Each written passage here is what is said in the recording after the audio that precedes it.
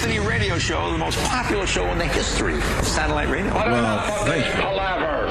Let's get the show on the road. Yeah, let's not forget that Jay Leno's starting his brand new TV show. What? Next week already. Is it next week? Is it? That's why James Norden has been absent. James Norton. Jimmy Nordone. I think he comes back for like 2 days next week. He's going to give us 2 days next week. That's it. He's going to throw us a bone. Yeah. Give us a couple of days. I think he's busy with a big network TV show. I know. I think this Jay Leno show is going to kick ass. You think? I think it's going to start a new trend. I think it's going to make everybody else move their late night shows down an hour. You think hour so? and a half? Absolutely. They're going to move into, you know something? If one thing does succeed like that, you do notice they all pile on. Yeah. So I think you're onto something there. Because I'm hearing that he's going to do kind of, not an all-out variety show. Yeah. But there's going to be more of a variety show feel to it, which makes sense with what TV's doing. And he could kind of pull that off, Leno, because like his show, I think he was very good at mixing that in with a talk show.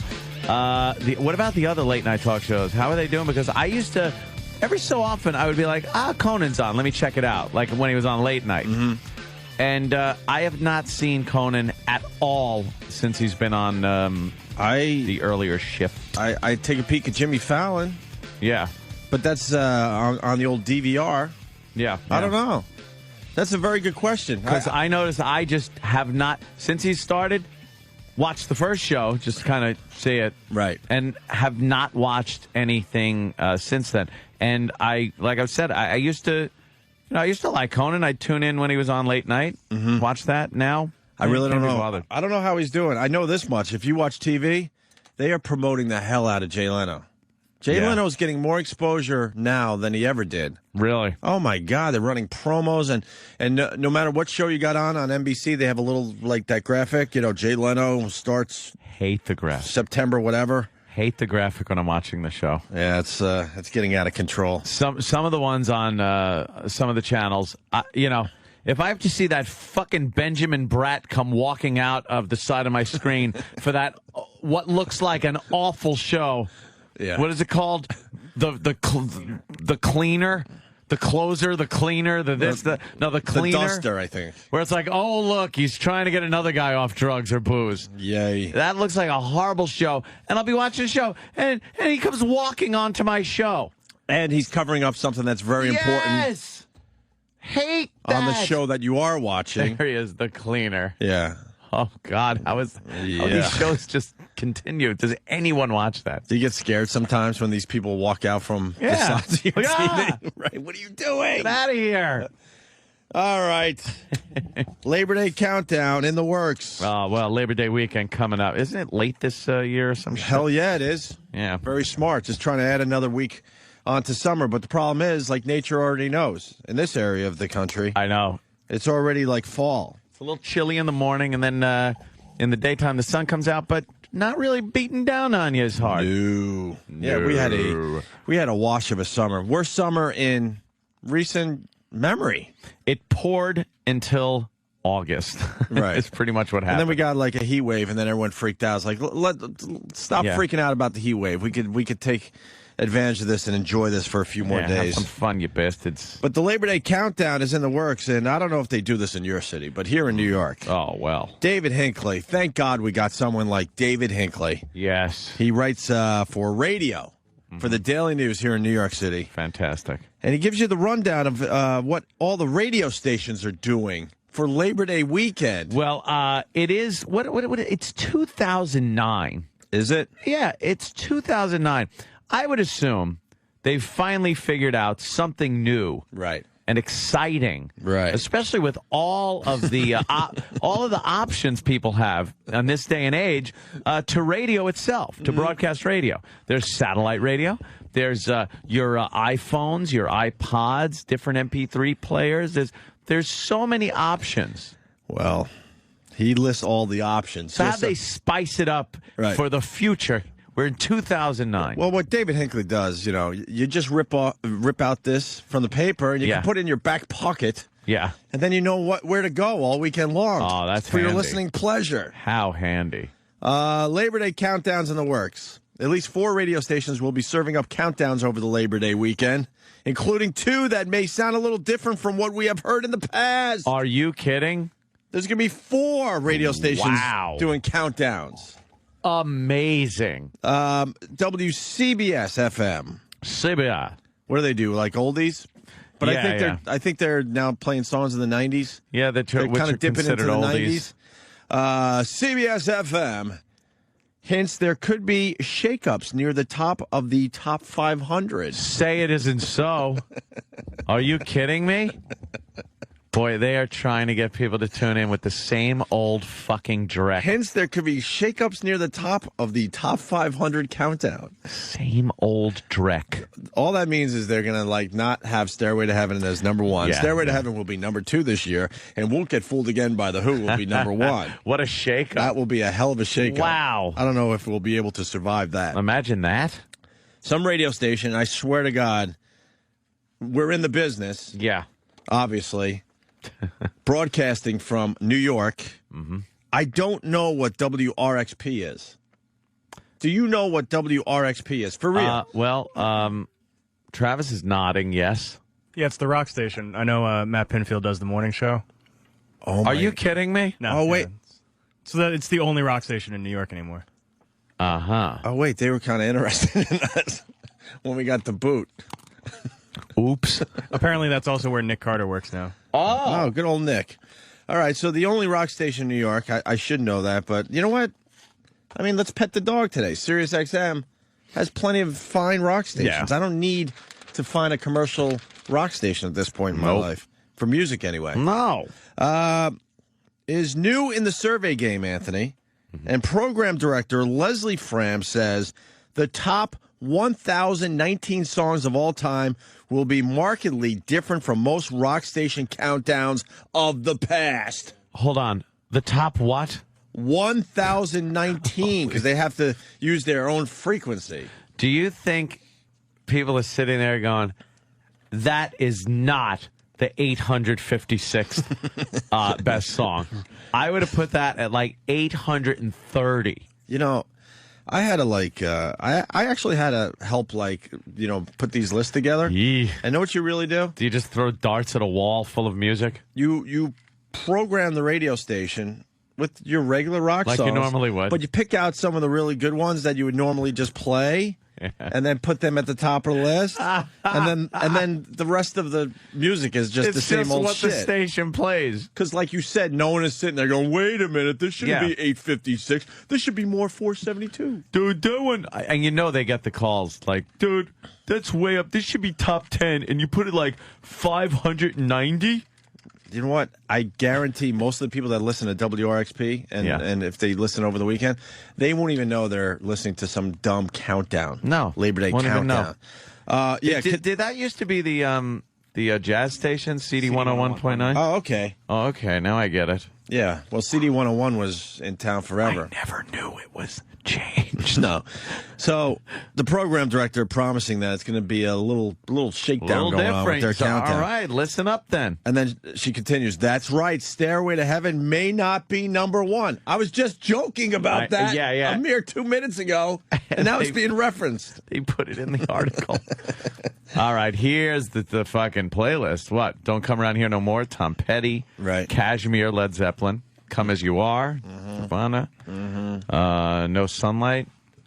Death Cab for Cutie. That's a good band, actually. Surrender, Cheap Trick. Only Happen When It Rains. Of course, Garbage. One Thing Leads to Another. The Fix. Zombie. You know what? You know, some dumb program director, whatever her name is, she probably makes easily 6 figures to put that list together. Yeah. A kid could put a better list together on his iPod. Yeah. I should say iPhone, really. They do on a daily basis. Yeah. The average kid could put together a much better list of songs. Well, Anthony, we continue. The Labor Day countdown's in the works. Thank you, David Hinckley. I'm going to put this in my back pocket so I can scan the dial all weekend long. Take the one out from your pocket from last year, and we'll compare it. It's probably the exact same thing. Goddamn thing. Also, don't miss, David Hinckley says, WBAI 99.5 FM. Alone These Days, it says Alone These Days will do, what is Alone These, what is he, Also, not to miss WBAI, Alone These Days. Does that make sense? No. Okay. We'll do wall-to-wall coverage of the Caribbean Parade on Eastern Parkway Monday. All right. That sounds exciting to listen to. So you get to hear like a live parade on WBAI. You hear a lot of steel drums, I bet. Honestly, that's a little different, at least. Q104. Happy hour kickoff tomorrow at 4 with Jerry Martyr. Wow, he's still doing that. Yes. Holy shit. God bless Jer, man. Let me tell you. He's still doing that fucking Jerry's Gin Joint kind of a thing he did back in like the 80s. Well, he's a huge fan of ours, so I really don't feel like trashing the guy. I love Jerry Martyr. Don't get me wrong. But I feel sorry for him, and if he wants me to take him out with my car, I will certainly do that for you, Jerry. If you see him walk crossing the street. Just give me a wink next time you see me, and I know, all right, you want me to end your miserable life of radio. Poor Jerry. But here's the difference. He used to do Jerry's Gin Joint. Jerry's Gin Joint. For some old timers, that are from the Long Island area, where he would do a broadcast from the studio, but he made it sound like he was live. It was brilliant, especially for the time. He'd have sound effects and everything. It sounded like he was broadcasting from a place that you wanted to be at. Right. It just sounded cool. Well, I worked at BAB at the time, and the phones would ring off the hook because everyone was trying to find this They're place. like, where is he? Where Jerry was broadcasting from. That's how good he was. Jerry's Gin Joint. And you'd hear like beers popping. And well, this is how stupid radio is. That was a brilliant show that Jerry put together himself. Yep. And he was always trying to make it better with, like, he would have, like, fake contests that were going on. Yeah. And you would walk in the studio, and you would at least think the studio was rocking, and there's Jerry just sitting behind a microphone. With a bunch of carts with sound effects. Right. But there'd be pool ball, like you'd hear people like breaking a rack of pool balls and shit. So I was new to the business, so I thought at least the studio had a lot of this stuff. Right. I knew that he was using sound effects, but I really thought that he was doing it with other people. Yeah. He would be talking to imaginary people. Yeah. Give me a beer and all that.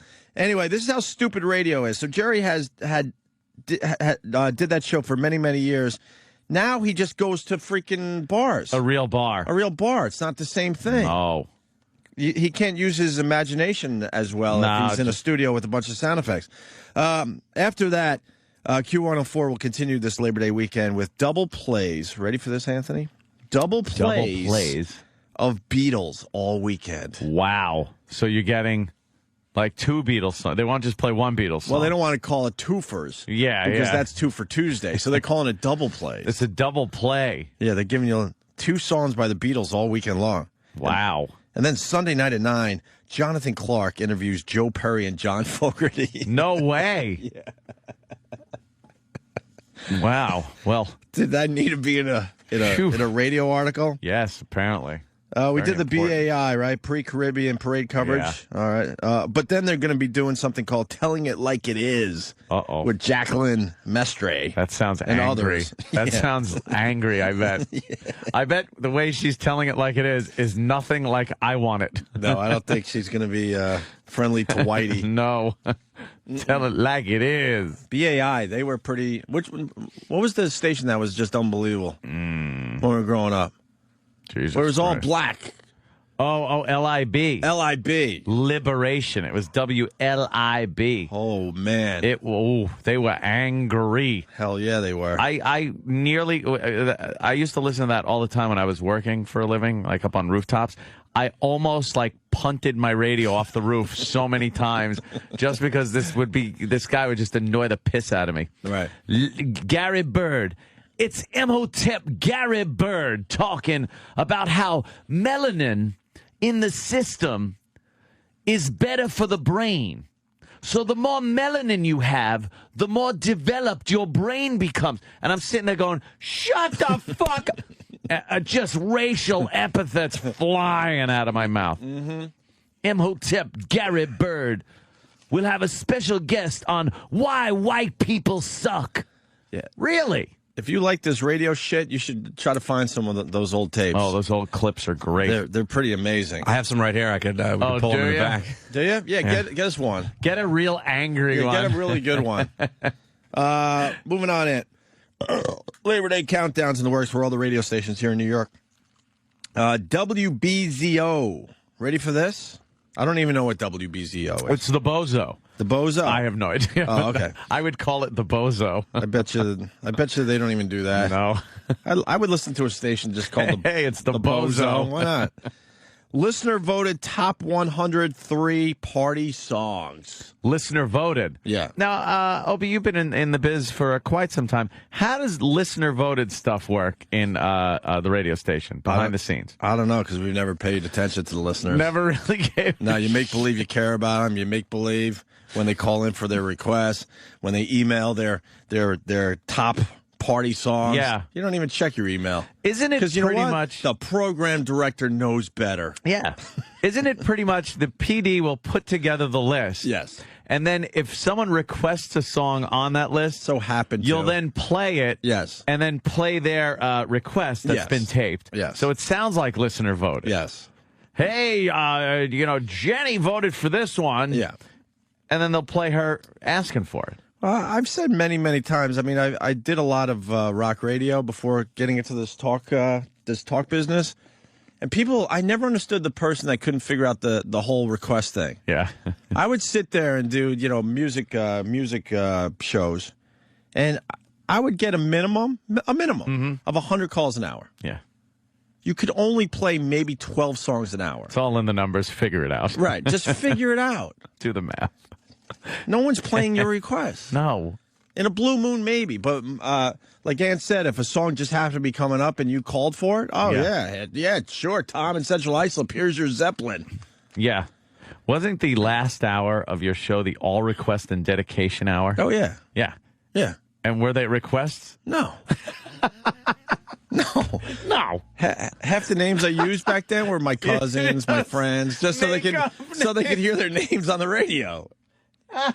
I would use nicknames that only like great. old, college buddies. Yeah. Then That's the all request and dedication hour. I would always use the names of my friends and family. That's great.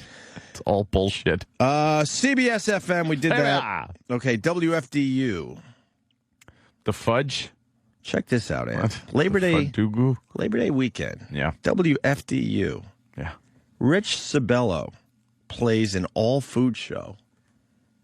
That isn't really in there, is it? Yes. Is that really in the newspaper? Yes. Rich Sabello, this Labor Day weekend, is going to play an all-food show. How do you do that on the air? I don't know what that means. What is an all-food show, by the way? I don't know. I just don't know. I mean, the caller is WFDU. Is it... Do they talk about food to begin with? I have no idea. No, it's Fairleigh Dickinson University. Oh, excuse me. Why is she dressed like a fairy princess this morning? Yeah, your ex is doing traffic on Channel 11 in a prom dress. Yeah, she looks like she was at some kind of ball last night. I don't know. It was interesting. It just doesn't look right. WFUV, Anthony. Yes, Labor Day song features on the Mile Falty. Wow, man, what does that mean? I have no idea. Is that the name of the person that does the show? Well, maybe. Or is it the name of the show? What does that mean? Mile Failte. What does that mean? Felty. You threw me. All right. They're doing mixed bag, Sunday breakfast, Woody's Children, Sunday opinions, and American Roots. Or routes, like roads. They're just going to talk about roads. Yeah, not roots as in roots. WHUD, top 300 most played songs. That's what they're doing. Why would you play the most played songs? Aren't they? Doesn't that mean they're played out? Of course. So why play all of them together? WKTU, party songs, tomorrow at 1 p.m. All right. WQHT, Hot 97, party mixes all weekend. Party mix. WWFS, flashback weekends, 80s and 90s. Oh, I'm there. And our old station, I guess it's now a pop station. What? 92.3. Oh, yeah. K-Rock. It'll always be K-Rock. Yeah. Labor Day Live. Ready for this? They're doing 9-minute, 23-second mini mixes all weekend. 9:23. Mini mixes. You know, first of What's all, a mini mix? a mini mix. What's a mini mix? You know, first of all, enough with having to do something with the frequency. No one cares about the frequency. You don't have to match your frequency number with what you're doing. Mini mixes. Danny, do you know what a mini mix is? I'm assuming Mini it's mix. like a regular sized mix, but not as large. Is it? But see, if I read this, I'd go, wow, they're playing even more fucking commercials. Yeah. They already played too many fucking commercials. Now they're only playing 9 minutes and 23 seconds of music. And then you hear commercial. That's Right. what it sounds like to me. Yeah, but I think what it is they're just going to, like, do a, I don't know. Like Maybe it's a 9-minute, 23-second commercial break. Like, instead of playing Lady Gaga's, like, just the regular version of Poker Face or one of those fucking songs she does. An extended mix? That's what I'm thinking. Fuck, that would get tedious. After a while, right? Ooh. So there you go. Wait, this guy knows what what? Hold on. Tim in Cleveland. Tim, what do you got? Hey, yeah, Mele Falte, you'll see it in a lot of Irish bars. It's usually like on a little plaque. It stands for a million thank yous. It's Irish. So they're doing Oh, it that Saturday from 8 to 9. I still don't know what that means. What are they going to play? A couple Irish songs? Maybe it just means a million thank yous, and they got a big Irish audience. I don't know. All right. Well, thank you for at least we know what that means. Trying now. to clear it up. Yeah, exactly. That's Thanks. the name of the show, actually. Oh, really? It's Fordham University's radio station. Oh, so. God. He's putting college They've got a radio million stuff in different there. shows. Yeah, Great. All right. Let's go to Brian in Philly. Brian. Hey, good morning. Hey. Check out this wackiness. WOGL in Philly is playing their entire playlist, but instead of doing it from A to Z, they're doing a Z to A weekend. Oh, wow. That's insane. Are you kidding me? So they're just using last year's list and just flipping it. What do we do? Just take last year's list and flip it over. All right. Let me go to Draws in Jersey. Draws. Hey, good evening. Hey, Draws. Evening. I was listening to Classic Rewind yesterday, and this weekend they're doing the STD weekend, singles, triples, and doubles. STD, also sexually transmitted disease. That's funny. Yeah. All right, well, that's about it. Punching out. Singles, triples, and doubles. Yeah. That's take the baseball angle. You play one, two, or three songs by an artist, I guess. Yeah. That's great. Let's go to Mike in Hudson Valley. Hey, boys. Mike? Yeah, what's going on? WPDH broadcasting out the Poughkeepsie, 101.5. Yeah. This is their fourth year in a row now. They're doing the top 1,015. But started this Wednesday, and this is what their pitch line is.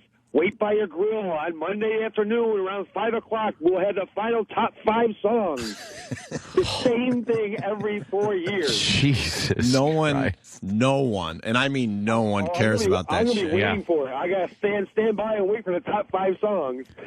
1,000. I'm embarrassed by this business. 15. I really am. Yeah, I'm embarrassed by this business. There's zilch creativity left. No.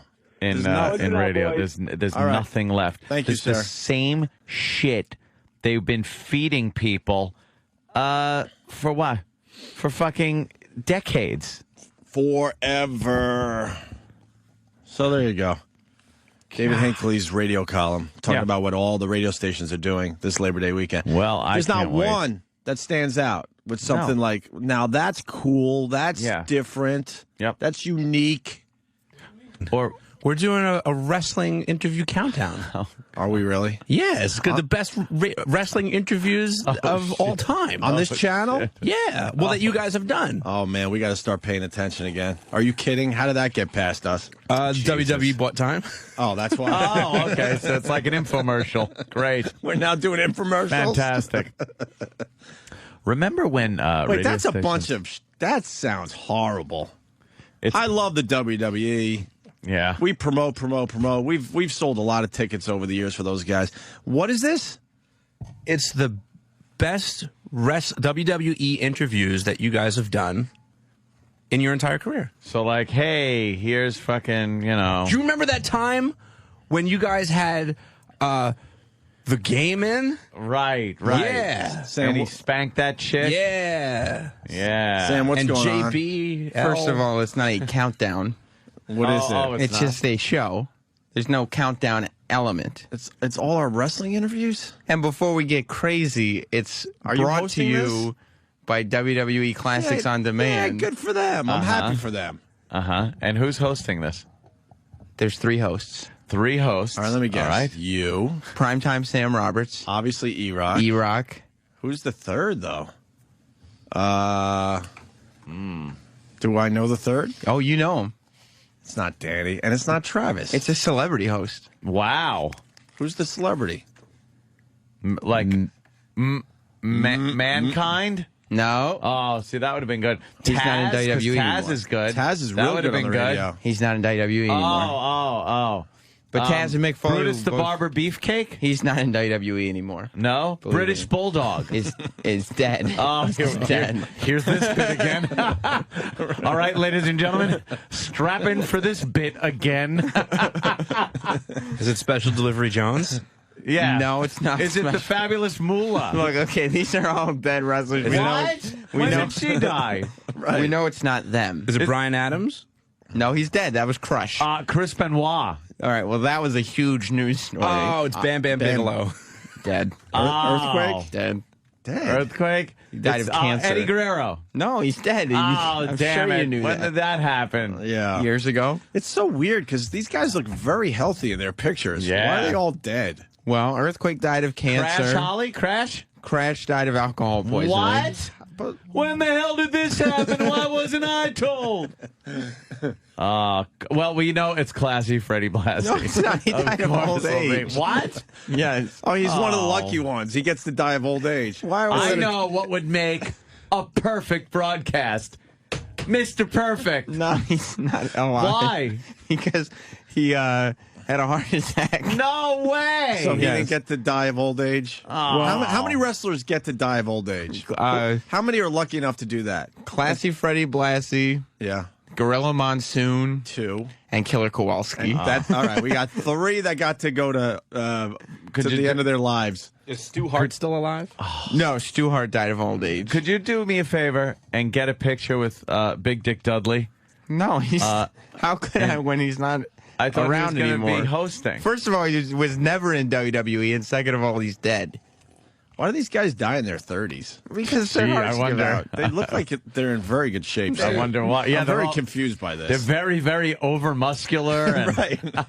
They work shiny. out a lot. Yeah, it's all working out. So who's the third host for the big wrestling interview special we're doing? It's going to be a good show, first of all. We have a lot of good memories with wrestlers. We've done crazy things with them in the past. I guess we Yeah. just figured we had too many people listening to this channel, and we wanted to It's just... going to increase listenership because it's the Opie and Anthony spin on these wrestlers. It's not just talking about wrestling. Yeah. We figured we'd, weed out a bunch of our listeners?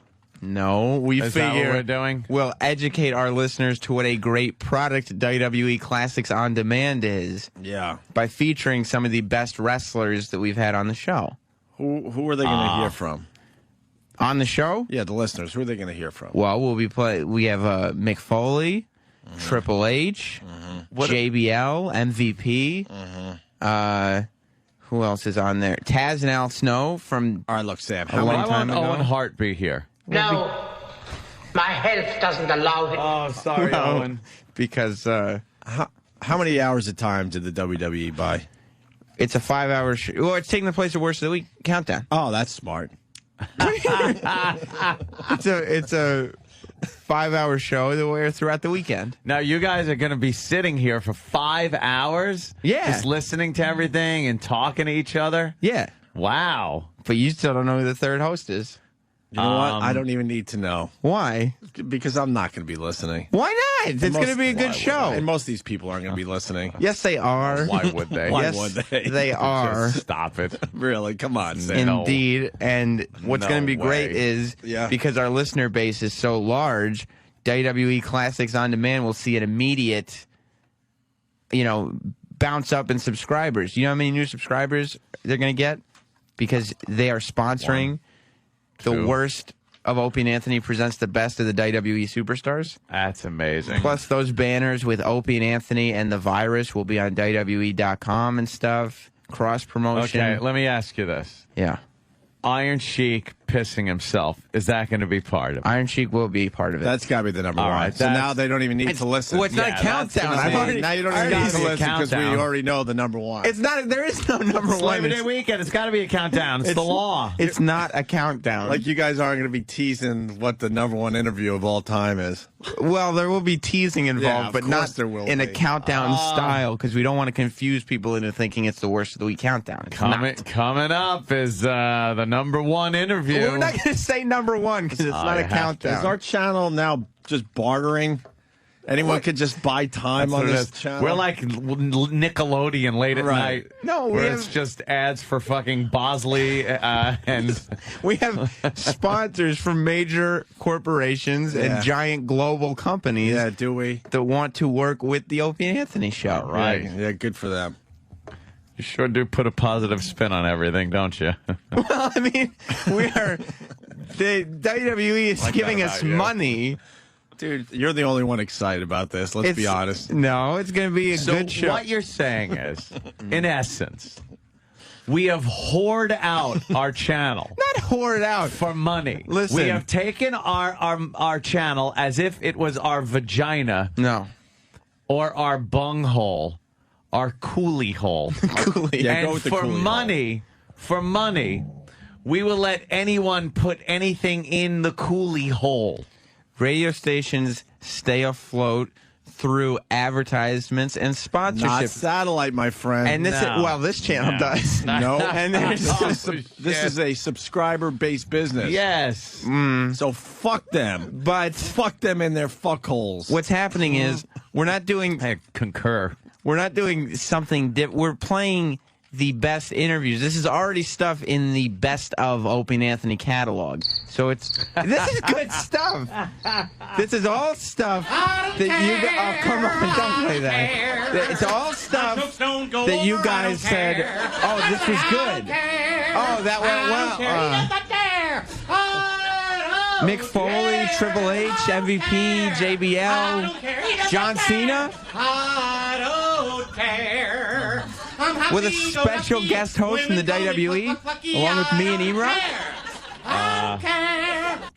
All right. As long wait. wait. I'm now interested in the special guest host because it's from the WWE. Yes, it's a lesser known guy, obviously. He's not a lesser known guy. It is. He's on TV every week. He's probably on his way out of the WWE. This is his last gig before he has to go back to the minors. He's on TV every week. He just happens Ted to be Scheckler? No, it's not Ted Scheckler. He's not an employee. The Undertaker? Wrestling Emporium. Huh? Undertaker? It's not the Undertaker. Oh, no. please. Why not? If the WWE cares about the Opie and Anthony channel, they would give us nothing but the best for this horseshit special that they bought. It's not horseshit. It's going to be a really good special. Hold on.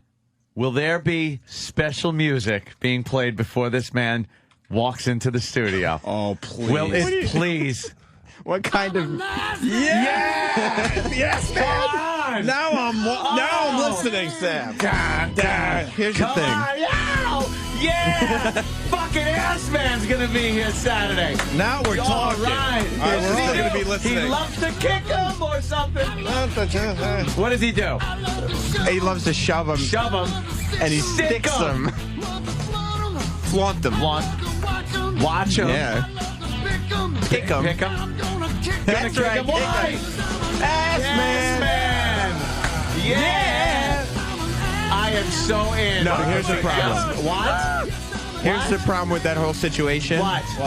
The WWE is sending over one of their superstars to host the show on Saturday, whereas Mr. Ass will again be wrestling in New Jersey, or wherever it is, in a high school. In a high school gymnasium. With me doing play-by-play the week after. Give me a list. Are you kidding? Oh, no. Give me a list of the WWE Play-by-play for Mr. superstars. S. I'm going to guess who the third host is. A list of every superstar? Well, if the WWE is buying 5 hours on this channel, they're giving us the best. They're giving us the best guy. Yeah, you can click on. And you're saying it's not the Undertaker, right? No. Well, it would have to be from the Raw superstars. I mean, I would imagine. Yeah, that's all right. Let me see. Let's Randy see. Orton. What do we got? Well, oh fuck. Do you want me to tell you which roster it's from? Yeah. It's not from Raw. Oh no. It's not from SmackDown. No, it's the ECW. I mean, there's a lot of great superstars in ECW. Mother of God. A lot of people don't really. No, people watch ECW. Well, it's on Sci-Fi on Tuesdays. Not as much as I don't even know what Sci-Fi channel the on Sci-Fi Tuesday. channel is. It depends on your local area. Oh God! I couldn't find it within 5 minutes if my life depended on it, Sam. Well, I can. And he just farted on Sam. Sam, he didn't fart on me. We're not He farted getting a near Raw me. guy or a SmackDown guy. We got somebody who's a Long Island native who's a very good talker. He'll be good on the radio.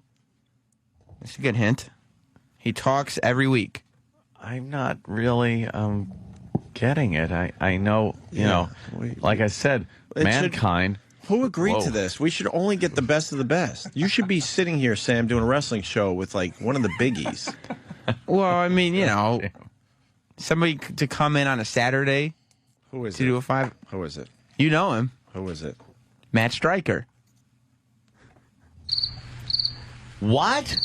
Matt Stryker. What the fuck is Matt Stryker? He's the play-by-play guy. He used to be a school teacher. Then he became a pro wrestler. Now he does color commentary for ECW. He's your teacher, the extreme educator, Matt Stryker. The WWE hates us. No, they don't hate us. They obviously hate us. Although they might start thinking that you hate them. They bought 5 hours on this channel, and they go, all right, we'll give you this guy. Matt Stryker talks every week. He's a talker. Yeah, it's just like having Triple H or Randy Yeah, Orton. yeah. No, it's right up there. Well, I mean, I think Triple H and Randy Orton couldn't free up 5 hours. Yeah, why would they? I mean, it is 5 hours. Yeah, is it? It's not like, It's you know, not- 5 hours on a Saturday Yeah, live, of course. and then it replays throughout the weekend. By the way, Yeah. it's not live. You guys already taped Of it. course, it's we been shut up. voice tracked. Not yet. No, Not till Saturday. Better get on it. this room will be completely empty and the lights won't be on when this special is airing. So you're going to Sam. sit there and tell So me... stop making believe that it's this big live thing. You think Matt Stryker's coming here Even at you get- 11:30 this morning to tape it? Even you get the weekend Oh, off. is that what's happening? No. What time is he getting here? Saturday morning, I think it starts at 9. 9. No, you won't be here. Right after the show today, Matt Stryker's great. coming in and, No, taping this. But it's going to be a good special. Look, it'll get back to Sounds him. it. I like the guy, but I mean, if the WWE's, you know, taking our channel over for 5 hours, Yeah. How about you? How about you throw a little bit more of a name on than Matt Stryker? He's a good... People know who he is. he's an up-and-comer for the last 5 years. No, he does the color commentary for ECW. He's a great color analyst. All the fans, I'm reading here, all the fans of the show think it's the guy that calls up every day, Stryker. No, it's not that guy. I'd rather have him. No, To be honest with you, I'd rather have him. I don't understand why. He Because calls up with some good stuff. I think he can handle kind himself. of funny. Matt Stryker is an internationally known superstar. Yeah. Superstar. Not someone who you're going to go, oh, he's a star. He's a superstar. You are a My mic's dude. not on anymore. Yes, exactly. My mic. I think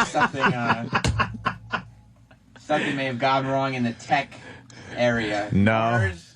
No, No, that wasn't really it. Sorry. This weekend. And I hate to tell you, but we might have to start showing up to these meetings again. Yeah, we might have to start. I know we got away listening. with. I know we got away with murder for a few years, but I think we really might have to start showing up for the Opie and Anthony meetings again. It's on Saturday and Sunday. It's not the whole Labor Day weekend. What happens when we're not here? What do you mean what happened? Well, a lot gets done. Who agreed to this? Yeah, who actually went? We went to a sales meeting. It was pitched and everything. It went through. And then we chased you guys after the show, and you guys went, yeah, that's fine. Of course, yeah. It is like a rat maze in here after the show. I mean, everything does technically get approved by you guys. So you did approve this. I don't see how you cannot meet with us within the boundaries of 36 floors in an elevator. Right. So how you can't just give us the lowdown as we hit the lobby. I think the we meeting's just, over. I think we just say yes so we could get out of here even faster. Yes, but you say yes. The word yes is said, and guess what? So we agreed to this? Yes, 100% you did. And Fuck! Steve was complaining yesterday because he said he had to do 2 laps around the Sirius XM floor to get a guest pitch in. Well, it's my latest video on my YouTube channel, Yes. Opie Radio. Opie was running away from Steve. And what people want to know in the latest video, Ant, Yeah. is what you were discussing with Steve Blatter.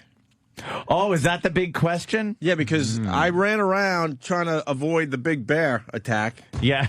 And every time I turned the camera back around, Steve's fucking face was in my HD flip. But when I came around and did a loop, they heard only they heard like 3 seconds of a very, very intense conversation we were having with one of the suits. Did they? Oh, here it is. Okay. Dane Cook. Well, I don't know if the Big name. Oh, what do you think? Steve has chased me down the hall because I'm trying to get out of the building. Stop foot twice. Stop running. And now I'm running away from Steve.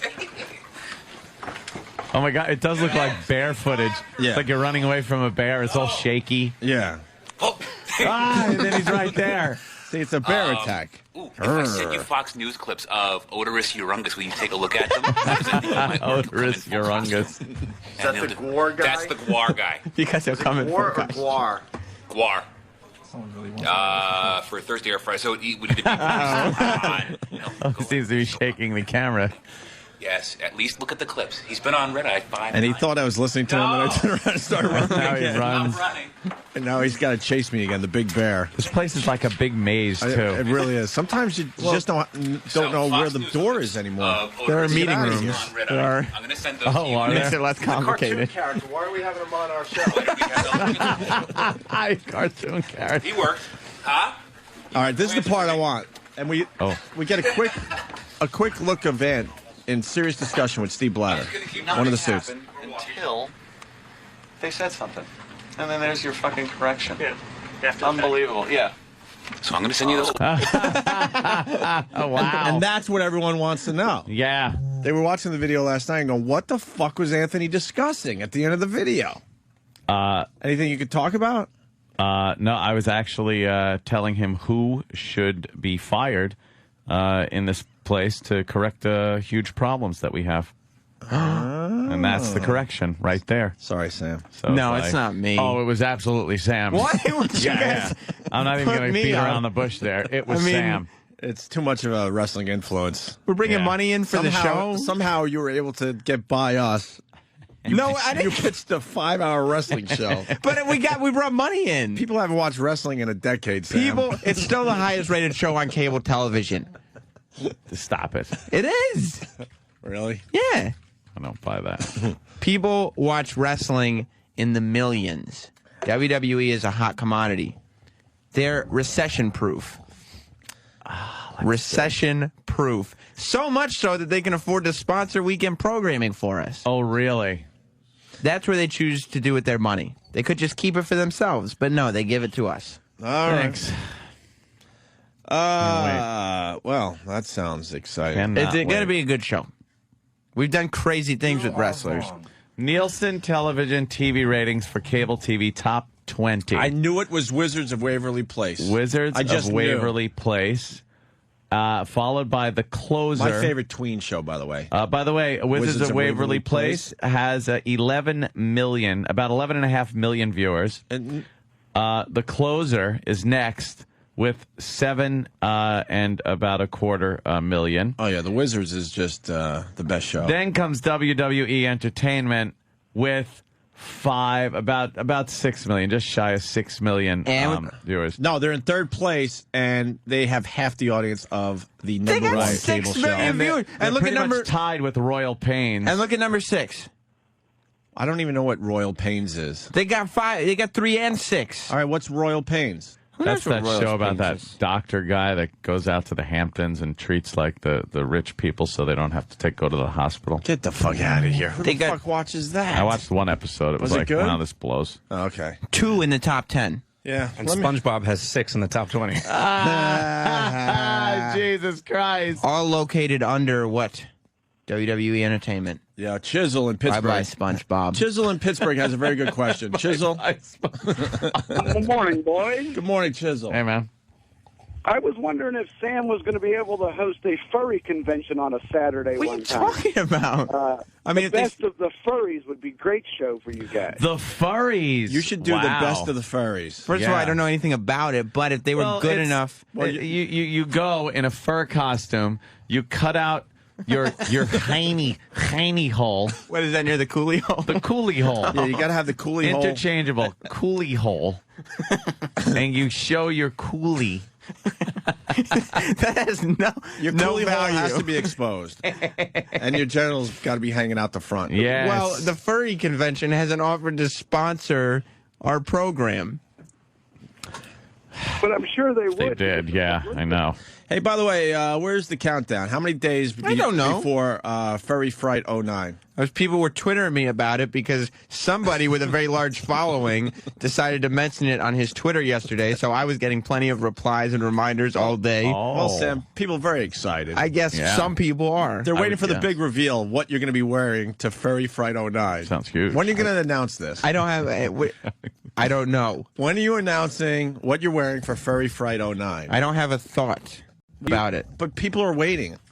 People are Especially on Twitter. People are waiting for this There's weekend. a buzz out there. They're all waiting for the big announcement. I don't think that's the case. I think people are excited. What are you thinking? Maybe like something in a masculine color, like a blue. All right, so far you got your furry costume will be some kind of blue color. Like a royal blue, not a sky blue. A royal blue. Okay. Yeah. Like maybe a blue dragon. All right. You might go as a blue dragon. Wow, really? But I don't know With where your coolie hole? With your coolie hole showing. Exposed. Here's the thing. Not only would the coolie hole be covered, there'd be a giant tail behind it. But right under the coolie hole. Yeah, all they have to do is under lift the tail. that tail. Yeah, yeah. You need your whole exposed coolie hole. At least you can walk around during the cocktail hour without your coolie hole being exposed to everyone. But when it's time for some, hardcore action, all they have to do is lift up the tail. Think how easy it'll be to go to the bathroom. There's no sexual intercourse that's going to be associated with this. Is that your costume? First of all, that is costume. No, that's purple. And it says special order, so we can have this in the mail by tomorrow. Oh, now the company's got money for a furry outfit. Oh no, that'll come from my fucking pocket. You're so good. Oh, that's a good one right there. I will buy your furry costume. I can't believe how thoughtful you're being. So you're thinking a blue dragon? I'm not thinking. I would just if there. Yeah, well, that's inflatable. It certainly is.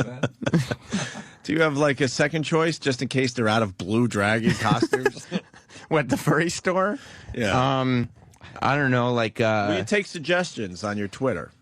Of course, I'll take suggestions. That's a child's outfit. Not Sam on Twitter. Yes, I will take suggestions. His furry costume. I would just love it. Why am I saying costume, man? What's wrong with me? Costume. By the way, Odorus Orungus will be here later today in full costume. Costume.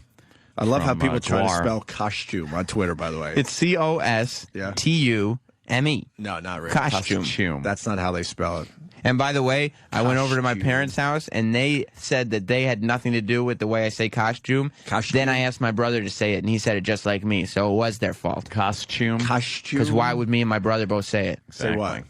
Costume. Like retards. Why would you say it like retards? We would don't say sound like retards. Costume. That's the proper pronunciation.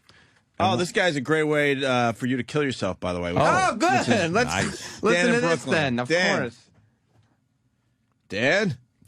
Hopefully he killed himself. Oh, Dan. Dan, we're going to you. You're not there? He's Hello? dead. Hello? Hello? All right, let's say hi to Paul in Ohio. Paul. Hey there, Paul. Hey, how you doing, guys? Hey. Hey, Sam, why don't you just throw the ratings completely in the shitter and have like a Best of Bobo weekend instead? Oh, First of all, that has been suggested. Really? Yes. And more people like Bobo than hate him. Bobo was I'm a fan. a great appearance yesterday, I think. Absolutely. I got some feedback there that was very funny. Although yesterday we put a box over his head and started throwing balls at him, and we're asked to please stop doing that. Oh, they finally are on to you, Sam? Yeah. You sick fuck. All right, we should take a break. So, it's right here on the prep sheet. Thank God. 43 days until Fur Fright 2009. Oh, yeah. It's the number one thing to talk about every day on the show. It's not a plug for the weekend show. 43 days until Fur Fright 2009. The update, Sam might go as a blue dragon. Yes, that is the closest we've gotten to a commitment. When that he do might we go get as the a blue commitment? I don't know when a commitment is coming. And do you have your tickets for Fur Fright? No. Danny, you're on top of this, right? Don't let this slide. I have a boy who is willing to lend you his costume. I don't want to. He's going to be attending. Did you say probably costume? lend him. Oh, My God! Oh my goodness! Goodness gracious! I have a boy who's willing to lend you a spare costume. I don't want to to use. attend Fur Fright 09 in Waterbury, Connecticut. Will he mind if the coolie hole is cut out of it? I will ask him. It won't be, and I don't want to use We could costume. probably sew that back together. After, Afterwards, after somebody Sam will fix it. He's going. I'm sure he can give you a ride, so you don't even have to worry about transportation. I'm not taking a ride from anyone. Dude, supposedly the latest Penthouse, I think it is, has a whole fucking article on the furries. Coolies? Oh. On the furries. This is a hot thing right now. Great. I have. You got to do what's the haps. Because this is what is really hot right now. That's This right. is what the audience needs to know. That's There right. it is. Do you have your tickets? No. And who's going with you? E-Rock? Yeah, E-Rock's going to have to go to this one with me. Is he going to be in costume? Of course. You can't go to Furry Fright without a costume. Look, motherfucker, if I have to go fly fishing with Robert Kelly, the least you Yeah. could do is go to Fur Fright 09 and have your coolie hole Your exposed. coolie hole. And is as he you gonna find out have- what the hell's going on with these people. Is E-Rock going to have his wee-wee out? Of course he is. So he'll have his wee-wee out, and your coolie hole will Yes. be showing. E-Rock's going to be dressed as Pumbaa from The Lion King. Come on. Shit. Do they have to get their tickets in advance, Danny? I don't want this thing to be sold out. It's strongly recommended. Then get your Wow, fucking it tickets, sells Sam. At out least that fast? I have to buy tickets. I'm not buying tickets. just buy It's them. not- I don't think it's a lot. We'll reimburse you. Just get your fucking tickets. Somebody got At to buy least them. make an announcement tomorrow that you officially have your tickets for Fur Fright 09. Somebody better buy them for me. How much are they? Trying to find that out. All right, we'll figure it out. We'll have your tickets Yeah. bought today. Today. Yes, then you'll have to go. You know, special deliveries on this weekend, too. Really? And midnight on Saturday. Well, this about guy, this guy, instead of the wrestling special, Brett in Charlotte, North Carolina, It's already... he's voting for Dead Air Weekend. Well, guess what? We It's do not Dead a- Air Weekend, No, and it's we're not talking Grateful Dead, by the way. It's we're not- talking about the Just Dead Air. It's Right. not up for debate. It's already been... It's sponsored and it's set. WWE Classics On Demand presents the worst of O&A, best of WWE Superstars. What if the deaf pay for Dead Air Weekend? That's right. Where it's like Then deaf we could do it- people just pay because it doesn't matter to them. You know that what? could be done another weekend, but not this weekend. You know what? These whores that work at this joint, they would actually do Whores. that. They would. Suggest it. They would Suggest actually it. take money from a deaf organization to do Dead Air Weekend. Dead Air Just have Weekend. Absolute silence on our channel. To give people, to let people know what it would be like to be deaf. You tune into our station, and you just don't hear anything. I knew it was just a matter of time Deaf awareness. before we went down this road again. Oh, please. This is creative marketing. No, Really? no. It's sales-driven programming, which Right. is always a treat. Which and, kind of and destroyed regular radio, by the way. Exactly. Correcto mundo. I've been around long enough to know where the problems are in this business. Sales-driven programming. Sales-driven programming killed regular Yes. radio. But we're not. You guys. There used to be a time where the sales couldn't get their greasy little mitts into the programming Yep. aspect of a radio station. And by the end of our run on regular radio, that's all it was. It's But you guys- all about Sales-driven sales. programming. Every meeting was how could sales sell this or what you're doing, and then it got to the point where they weren't even taking things that you were doing on the air and trying to sell them. They would then just come up with their own fucking creative things that they're salespeople, so naturally they're hysterical. Let me let you in on a little secret. Every person here at SiriusXM wanted to be on the radio. Yes, The salespeople. They sucked at college radio, but they still wanted to be in the business. Wanted Sam. to be. They And what still happened? wanted to be in the business. They decided Failed. to start selling for radio stations. Have to sell. couldn't get out. So why are they driving programming? I sell, when they Paul. failed I sell. on their college radio show. You- and selling failed on anything. their podcast. Yeah, fucking tank. I'll sell the fucking thing. You guys don't have to change what it is that you do. We're just taking the content that you've already done, interviewing WWE. My mic again. Something malfunctioned. So there's 4 different levels of registration for Oh, Fur good. Fright. Thank you, Danny. Oh. Danny, don't let this fucking slide by. Well, now He won't. there's the regular ticket which is $30, and that gains you you get a membership badge and a program, and you gain admittance to the convention area and all public events. Oh, that sounds good. Then on the $55 level, that's where the ass sex is. you get everything that I previously mentioned. A lot of coolies. Plus, will be exposed. And what is this called? Well, the first is called the monster level. The monster level. Now, this is a zombie sponsor. Zombie sponsor. And you get everything as the monster level, but you also get an official, not a bootleg, an official Fur Fright T-shirt and complimentary entry ticket for their charity raffle. Oh, wow, a raffle. Then a shirt. And then you could do, well, this is even better. You could do the Franken sponsor, and that's everything that's included in the monster and zombie. But there is a dealer-catered social and a Fur Fright exclusive artwork portfolio that's yours to keep. All right, the dealer catered social, that's where the ass sex happens, right? Oh, yeah. That's the ass sex level. The Franken sponsor is where you start getting things in your coolie. and that's $90. But then there is the Casanova Franken sponsor. Oh, here it comes. This is the bukkake party. And this is $200. This is where you're going to need some special cleanser to clean off your fur because it's going to be all matted with jizz. There isn't a dry cleaner in the city that can clean your costume. You have to cut chunks of it out. Costume. If you're part of this level. Yeah, you're going to look like a mangy dog. Well, I won't. For the Casanova Franken sponsor level at $200, you get all the benefits. $200 You get all the benefits of the monster, zombie, and Franken sponsor. Yeah. But you also get a copy of the official Fur Fright DVD. And then this is cryptic. A special gift. You know what that is? The HIV. Everyone. That's a special And gift. your name, we could get Primetime Sam Roberts listed in the con book. Damn. Printed in the con book. That is huge. You guys are going to pay $200 Oh, yeah. Just to see what the special gift is. For this. And how badly it hurts your coolie. I'm not putting it in my coolie. Put the special gift in your coolie hole. I won't. All right, Danny, slow down. I mean, I'm willing to give $200. If there's another level, I'm out. No, there's not another level, but I have bad news, guys. What? It says here, there's a note. It says, to have your name printed in the con book, all Casanova Franken sponsors need to register by August 31st. Son of a bitch. Fuck. In order to So what receive level your- could he still get?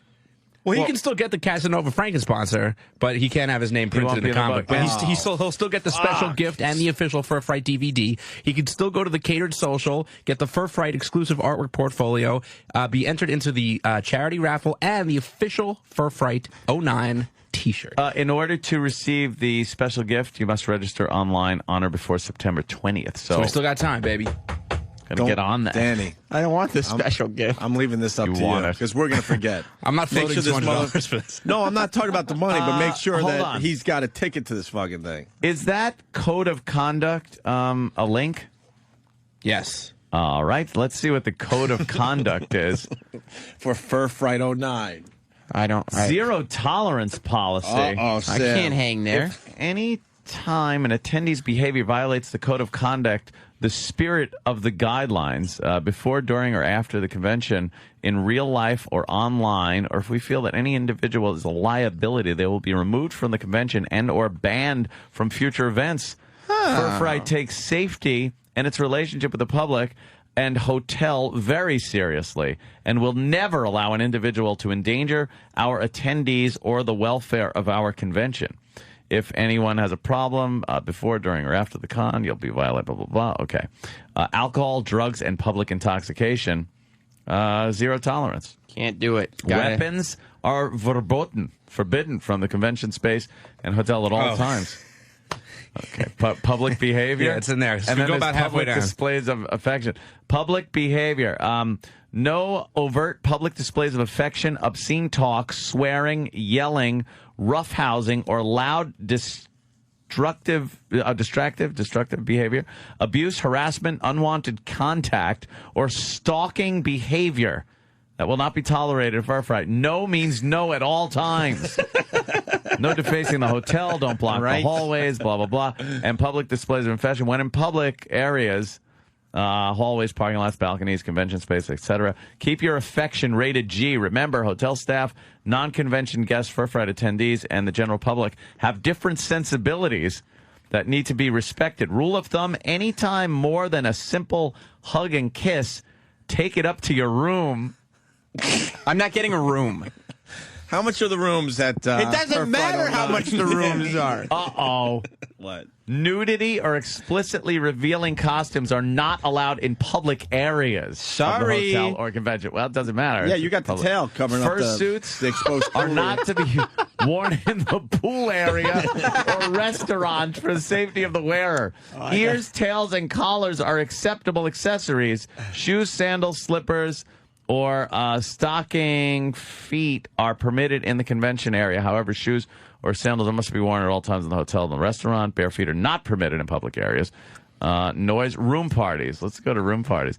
Room parties are not sponsored or condoned by the convention. Room parties are permitted, but must follow the hotel guidelines and Furfright code of conduct at all times. After 10 p.m., hotel curfew. All noise music must be contained within your room. No noise can bleed through the halls or adjacent rooms. Doors and balconies and everything must be shut at all times. Large quantities of alcohol may not be distributed. No room overcrowding. All attendees must remain within the room. Oh, well, I don't know. Doesn't sound like much fun. Well, no. Do you know why they're putting this? This is all This just is what legalese. happens. These codes of conduct exist because all of this has happened before. All of this but it doesn't anymore. Like it says here, flyers for parties must be G-rated because at one time someone handed out flyers that were not G-rated. That were just giant cocks going in coolie holes through costumes. Well, it's G-rated now. It's not going to be any fun. Sleeping room cleanliness, odors, and trash. You get All sweaty. odors and trash must be contained within guest rooms. If odors and or unbagged trash are found in the halls or outside, odors, ew, like fucking shit and jizz. Oh, water park. Costumes not allowed in the water park. No smoking. Elevator protocol. What? All right. Signs, flyers, and decorations. See? Minors and parental consent. You're of age there, Sam. Security. I mean, you parental Badges. consent. Video, photography. Oh, yeah, well, I mean, yes, we need to know that because I would like to get some kind of audio if I'm going to be going. Don't You you can even read that worry one. about that. That's a long one. Yeah, who needs that? I mean, that's kind of. I thought we were doing this for we the don't radio, care. or are you No, just trying to get me raped? I want to get you raped. Oh, okay. I Just totally the want raping. you raped. Okay. Yeah, this is everything that happens at this fucking convention thing. Not anymore. It's and against that's the why they have to. The rules are just there. Lost and found. Tax deductions for payments made to charitable organizations. There's a lot going on with Charitable this organization 09. where you're just fucking in furry suits, jacking off on someone else's fur. I don't know about this thing. This must be a huge. It's a 3-day long convention. It's It must be Woodstock gigantic. for perverts in fursuits. I'm not going for 3 days. No, you are going for. Let's see how much a room is at the Holiday Inn Waterbury. What difference does it make? Well, you got to get your room. You got to get a room. I don't need a room. I would drive to Connecticut and then drive back home. No, you got to In an stay in the afternoon. hotel because you're going to some of the room Right. parties. I'm not going to any room. You got to go to a room party, dude. And how are you going to kiss more men? Because you're not allowed to do that in public. Yeah, I'm not going to be doing that. I don't want to. no. Well, it said hugging and kissing. I'm not going to hug or kiss. Nick in South Carolina. Nick. Hey, I'm just having a hard time trying to shake the furry walk of shame. Imagine the furry walk of shame. Oh, that sucked. But That would suck. Your costume's askew. Oh, your hiney hurts. Your coolie hurts. Sold out, huh, Danny? Huh, What? Danny Cakes? That's right, Danny Hats. No Tell 'em. rooms available. Oh, boy. No rooms Holiday Inn available. is sold Wow, out. we're gonna have to go to some neighboring hotel. No, we're not going to a neighboring. No, you know what? Even better. One of our fine listeners will put you up for the weekend. For Yeah. Fun You could probably 09. stay with that guy that's man. in the costume. Yeah. That's not how you say it. And that would just be Costume. great. I just hope I make it to his place and not just drive home. Well, our listeners are, good people. A lot of them are psychopaths. I'm renting a house when I go fly fishing. Yeah. So all the listeners can come? Hell no. All right, Sam, you got a lot to do. You Yeah, gotta but get I- your tickets. You got to figure out where you're staying. I'm more And what day focused- you need to take off because it's a 3-day event. So you're going to have to take Friday off probably. All right, you get a Friday off. How great is that? Awesome. 3 days.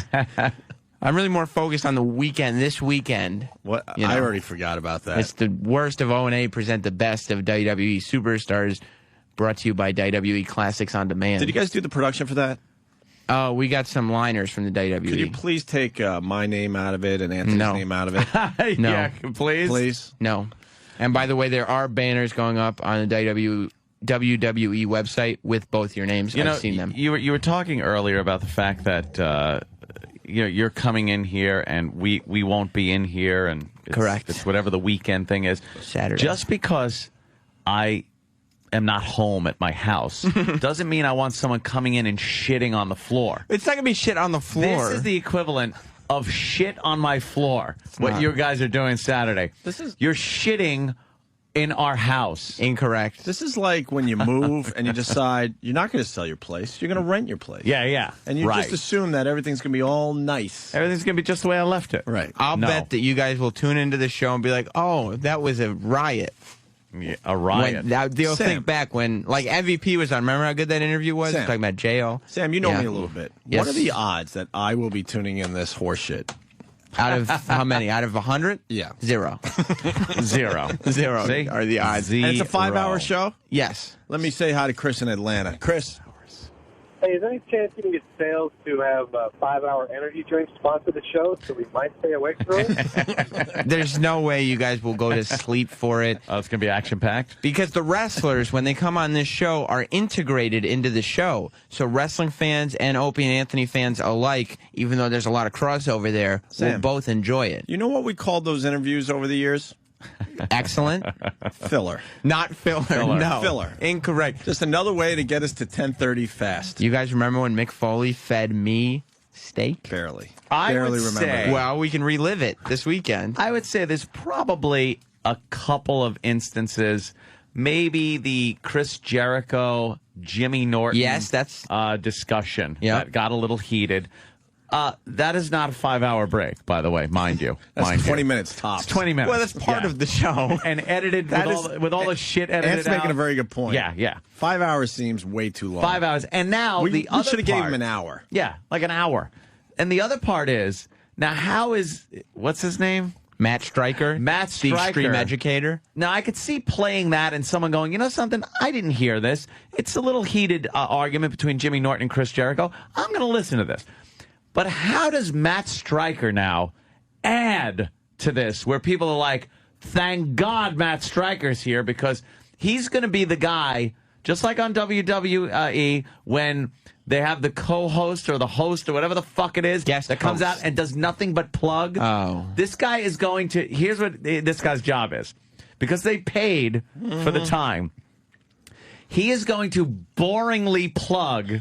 What are they selling? WWE Classics on Demand. WWE Classics on Demand. So every time Matt Stryker opens his mouth, it's going to be, hey, and by the way, don't forget to pick up blah, blah, blah, where people will just go, click. No, Matt Stryker is entertaining. I've worked with him in the past on the radio. How many clickaroos are we going to get? Oh. Only click-ons. Click on. Click on. If he does a good job, does Matt Stryker get promoted to SmackDown? Yeah. That's not, I mean... See, when I think wrestling, I really do think SmackDown, Raw. ECW, I know what you mean. Nope. I didn't even know ECW was still in existence. Well, it wasn't, and then it came back as a third brand. Yeah. Why? But they can't do all the fun stuff they used to do, right? Well, they The can, lawyers but got they involved. choose not to. Yeah, see, because the lawyers got involved. It's a different product. It's TVPG. It's kind of What like... would ECW stand for? Technically, Yeah. Extreme Championship Wrestling. Right. At the extreme What's part. what's the most extreme thing they do now? In the past, there was like explosions and tacks and put to and sleep tables, thousands of people on Right. Saturday. Apparently. What's the craziest thing they do now? There was a situation, I think last week, where Goldust, who's an ECW superstar now, fought Sheamus, a giant Irishman. And that match... Sheamus, the giant Irishman. Yes. All right, I got to see this guy. And Sheamus. that match ended in a double countout. Look at this redheaded douche. That's him. He's not a douche. Of course he is. Why couldn't we get Sheamus for Saturday? Sheamus is still a rookie. I'd rather have him. You want At Sheamus? least he fucking, take some bumps now. Let's Sheamus. Look at Sheamus. Why is James Hetfield wrestling now? Yeah, No, that's Sheamus. He got a little James Hetfield to him Hetfield. with dyed red hair. Crime Time is still wrestling. I know you like Crime I Time. don't know who that guy is. I've never heard of Crime Sheamus. Time? I don't remember him. Crime Time Did is we talk to him? Crime Time is a tag team. Oh. It's See, a I told you I didn't know. Tag team that we discussed. And they're black guys, right? Yeah, and they steal And they things. steal stuff. Yeah. It's actually spelled with a Y. All right, well, 43 I'll days fly with before it, babe. Furry Fright 09. Yeah. Or Fur Fright. What do they call it officially? Fur Fright 2009. 43 days out, Sam. Fur Fright. And you're thinking maybe you're going to go as a blue dragon. Oh, boy. An Yeah, I angry mean, that's- dragon or a happy dragon? Angry. Angry? Yeah. Yeah, fire breathing. Yeah, of course. Yeah. Mm. All right. Sexy. We should take our first break. All right. Everyone's giving you suggestions on the phone if you want to go answer the phones. It's all right. We got. Yeah, go there. We have interns to do that. We got people that work for Holiday Inn. They could get you a room, no problem. I don't need a room. They could even get you a discount rate. I don't live far away from Connecticut. I don't need a room. You gotta stay. You gotta stay. I don't need a room. Room party, dude. I'm not going to a room party. Room party. Just wake up on your belly on the bed crying. I'm not going. Bleeding from to the a room. buttock. Out of my coolio. You could have Seem some like kind American History X where you're crying to somebody laying on your stomach. You could have some kind of Fur Fright lemon party thing going on. Yeah, you could be the lucky lemon party with guy. everyone's heads are off. Their costumes. Yeah, I'm not their going. costumes. They only have the body part of their costumes, and their heads are exposed to fillet each other. I'm not going to a room party. I still. Yeah, look at that. It's the Overlook Hotel. The piggy face thing. Yeah, was sucking the dick on the rich socialite. I don't even want to go to this thing. I know you have to. All right, very Great good. party. Sure. Anthony, when we get back, Yeah. Mayor Menino, the mayor of Boston, debated on live TV last night. Now, I was very surprised to hear this was his first debate ever as a mayoral candidate. In 16 years. And he's been the mayor for 16 fucking years? Wow. Yes. So finally, this might actually get him tossed out. So he was able to avoid live debates because he can't speak. He is horrid. Well, we got some fine clips from the debate last night. Great. And we're going to do that next. To hear that. This weekend, though. Yeah. No, enough, Sam. Yeah, enough for this weekend. Most people are going to be at a beach or something, and you know, With their portable Sirius or XM satellite radios. I am. Oh, really? You could bring them anywhere. Yeah. That's the beauty of satellite radio. Of course it is. Or if you have the app on your iPhone. You do anyway. Very few commercials, by the way, on the weekend show. Well, the whole thing is sponsored. It's one big commercial. He's going to be talking about this fucking classic goddamn thing. It's a every beautiful time. service. It's a service? It's an on-demand channel. So technically, I guess a service. So what, you can see old, like, Yeah. WWF stuff? Everything. WWF, WCW, ECW, AWA, everything. It's like, what if I want to see, like, fucking WrestleMania 2? Well, at some point... Well, this month is Stone Cold September. So, Okay, you know. get out. Why? No, just get out. Fucking Get out. leave the room. Get out. Leave the Just room. Leave. Don't talk shit. I think you have a read for it later today. This is what I'm saying. They're Get putting out. all right. Hey, look, Get out. they understand. Get out. We've been talking about it the whole time. Fuck. Opie and Anthony. Top 500 songs of all time coming in at number 10. Here's the Who. Labor Day countdown weekend.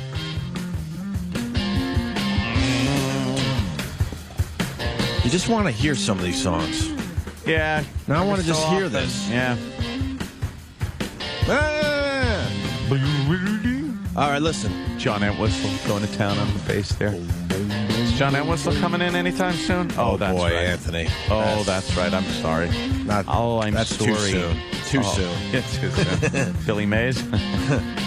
Michael Jackson will be buried today. That's it. Will that be on TV? No, it's going to be a very, very Get private the fuck out of here. event. They said only family. Really? No press, no nothing. But holy shit, this guy's been above ground for a while for being dead. Wow. Finally putting him to rest. Yes. The big sleep begins for Michael Jackson The big today. dirt nap. Diane Sawyer to take over as anchor for ABC World News. What Why? happened to Charlie Gibson? I guess he wasn't getting the job done? I thought Katie Couric was like the one that was not doing that well. Is she starting to do okay? No. Who knows this shit? If you know this shit, give me a call. Huh? Charlie Gibson's retiring. Oh, he's retiring? Nah, come on, Travis. We've taught you stuff over the years. Yeah. He's being forced out. It's it obvious. says AP in front of it. So did Tom Chiasano. He retired. Yeah. You want to? Why don't you call Chiasano and ask him if he was retiring? Anytime soon. I read that he loves his fly fishing, but you know what? Tom Chiasano still wants to be in the business. Trust me. Of course he did. That was his whole life. He didn't life. retire. CBS threw him the fuck out the door. And that's what they're doing with Charlie Gibson. They're pushing him out. Why? Ratings down? Anyone? I don't know. And know what was weird about the whole Diane Sawyer? They're saying they're having her do the evening news to kind of. They almost used the term "sex it up." Stop it! She's 60 years old. I mean, she looks good. Yes, she looks good for a 60-year-old broad.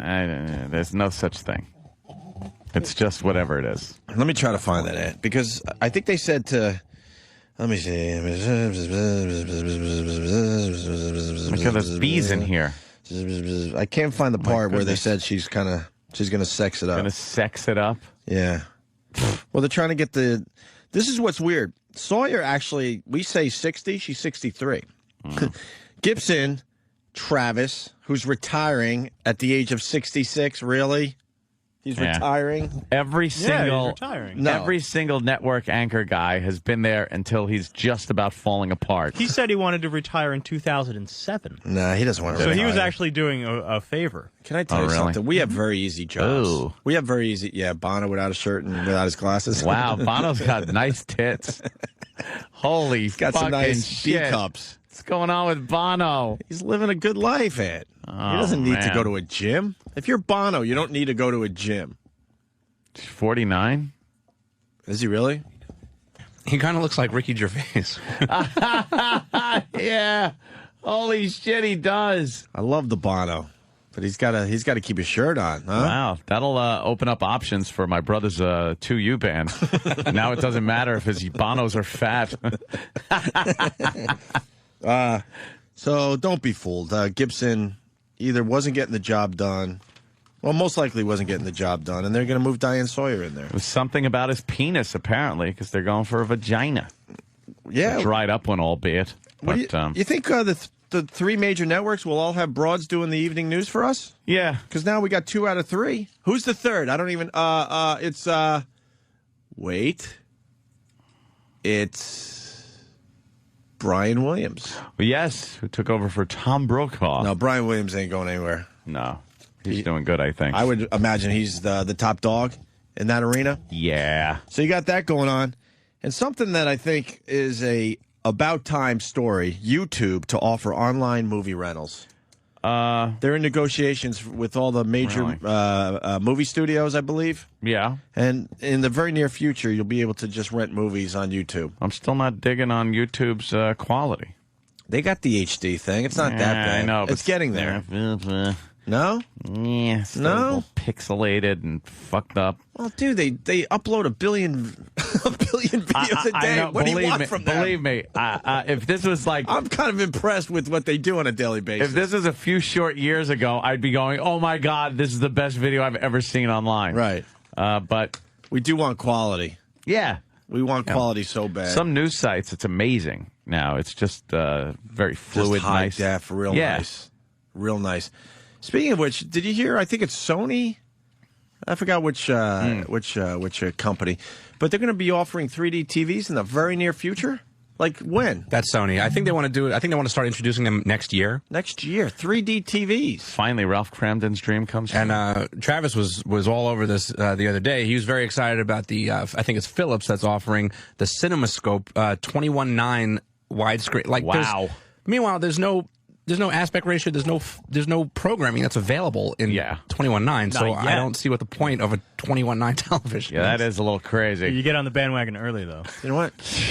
Early. When you see a square TV, it just throws you off now. Well, just go over to Sam's house, and you'll see fucking E-Rock's old piece of shit TV over there, I believe. When did we decide we like rectangles over squares, by the way? What year? And why couldn't we decide we like rectangles over squares a long time ago? Bandwidth. Yeah? It's all about fucking signals. And for us to, and I bitch about this all the time, to sit there and watch a movie, especially when you get a movie on demand and don't realize that it's in 4:3 ratio, it drives me insane. Yeah. You put it on and you're like, why am I fucking watching this? Because 8 people still have fucking cathode ray tube televisions. Mm-hmm. Oh, it's annoying as shit. And one of them is our own stupid Sam. Poor Sam. 16:9. It's fine. And Oprah to dedicate a show to Michael Jackson, whatever. And My theater screen. And study shows that prime time on the internet is 11 p.m. What does that mean? It's where most people's wives have gone to bed, and the hubbies can fucking jack out a batch and then go to bed. You want to know? Guaranteed more porno at that hour. My latest thought is this. No matter who you are, I'm talking to the men out there. No matter who you are and who you think you are, this was my thought walking home from the gym yesterday. We're all going to end up in front of computers jerking off at the end of our lives. At some point? At some point, that's what it's going to come down to. Yeah. Jerking off in front of the computer. Well, I'm already in that club. I don't know anybody who isn't. Even if you're in a happy relationship, a happy marriage, I think it all ends with you as an old guy in front of a computer jacking off. Oh, God, just jerking off as an old guy? That's my latest computer? thought. Yeah. I couldn't even tell you when I first was introduced to the Internet as we know it. By the way, happy birthday Yes. to the Internet's. Internet is 40. Yes. 40 years old. I think yesterday was the official day. I think they got Was it it? wrong in the paper today. Because I saw TV. The TV was all over this anniversary Maybe yesterday. they were saying tomorrow. Oh, okay. Good have point. no We don't idea. have the sound on in here, so you know what? It doesn't even matter. You could be right. But apparently, yeah, 2 computers had a little chat with each other 40 years ago, and that started the Internet and started us jacking off. What was the conversation? We could do God. this gag. This is probably a morning zoo bit. Got any pics? Yeah. But when I first... Any JPEGs? Yeah, you've got mail. Oh, wow. There's nothing better than going into some rooms and Old school. And then you'd put up some Old pictures. school, right. You'd send some pictures out, and then you'd hear, you've got mail. You've got mail. You've got mail. You're like, oh, I got 3 of them. Now let me download them, see what it is. Then it would slowly, from top to bottom, you're like, yeah, nice one. It was like trading baseball cards. Yep. Got her, you had to give a little bit. Neater, got her, neater, You had to neater. give a little to get. Yep, you did. But Just man, gotta and trade. that was the days of the wild, wild west. So when you heard you got mail, whoa. You've got mail. You didn't know what you Oh, were going to say. Here it comes. What is it? But when that first fucking came around, I was like, oh my God, this is amazing. Mm-hmm. Just like a monkey. Like a monkey. But now, it's just unbelievable 40 years later. Now you go on free porno videos and everything. Hey, top online searches for today. We don't really pay attention to this usually. Whitney Houston's up there, obviously, because she just hacked it up on Good Morning America. Yeah, apparently we didn't hear that. No. I guess it wasn't that bad. But the Rolling Stones is the #1 search today. Why? Travis, I'm going to go to you on that one. It might be because aren't they reinvestigating? They're investigating the death of what's his name? Brian. I was going to say Brian Wilson. It's Brian Jones. Brian Jones. Right. Yeah, drowning in his pool years ago. They think it might be a murder. They think it. Oh, you know what it is? It's that there's rumors that Charlie Watts quit. Oh, really? Oh, really? Yeah. He didn't quit. No, I know they deny it. He's being pushed out. There's a girl called Abigail. No in a one pool. No one quits. People get pushed out. Yeah. Charlie Watts probably has horrendous arthritis in his knuckles, and Yeah. they need a new drummer. Didn't he have the to big keep up with casino? Mick? Didn't he have the big casino recently? I don't know. I think it did. Charlie Watts quit. You think the Rolling Stones will be one of those bands that just continues forever? As long as Mick is there. Well, you also, I guess, yeah. I mean, there's too much money to be made from, the trademark, the Rolling Stones. Yeah, yeah. So you got to think, even when Mick is gone, this band continues somehow. No way. Why not? No way. There's other bands pretty much doing that now. You might be able to Dude, I saw the Allman Brothers recently. 3 out of the 10 people on that stage were original members. Really? 3.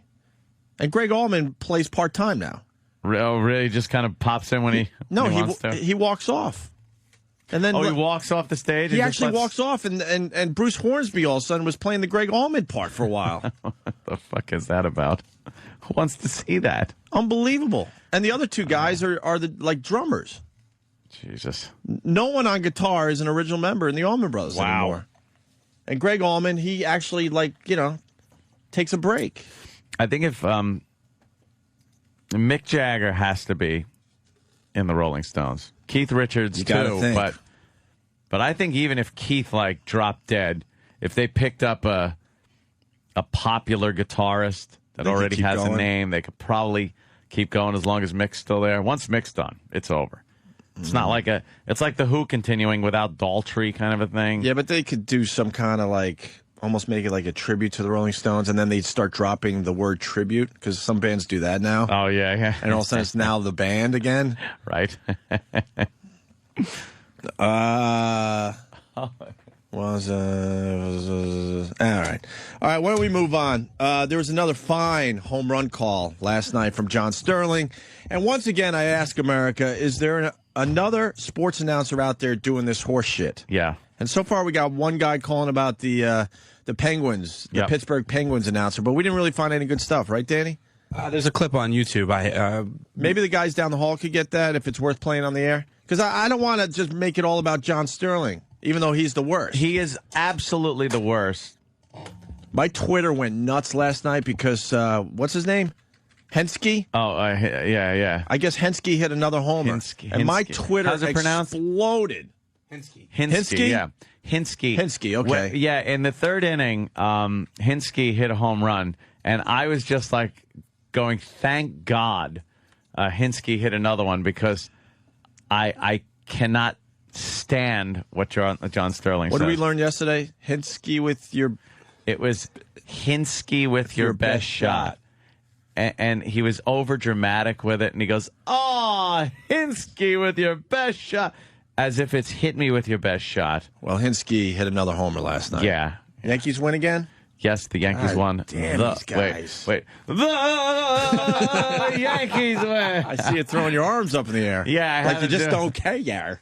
I never knew how he did. I was go the or the. But now all you got to do is shake your arms. He makes very weak fists. The Yankees win. The Yankees win. What a tool. Might have to get that on video for everybody. So Yankees beat the Orioles. Damn. Yeah, they're on a pretty good streak. What is it, 6 games? You think the Yankees win the World Series this year? They're 7.5 ahead of the Sox, who lost. Are you feeling it or what? I'm feeling it, man. They have pitching and fucking hitting this season. Come on. And us Mets fans, all we care about is that ridiculous helmet that David Wright is wearing. Did you see this thing? Yeah. Did you see that? Yeah, on a little news clip. And they're also saying that the new Shea Stadium, I call it the new Shea Stadium, Citi Field, really hard to get home runs going. It's a jinx. So now they're saying, should they move the fences in? Oh, great. And so far they're saying, absolutely not. We're not moving the fences in. Look at that big or lowering the helmet. wall. Look at that big, stupid helmet. Fucking Google David Wright's helmet. That's like the fucking Dukakis tank helmet. What is he doing? He looks like the Great Gazoo. Yeah. He's got a big fucking... The Great Gazoo is playing for the Mets now. Or the hiney-headed aliens from Star Trek. Yes. The fuck is that? That looks ridiculous.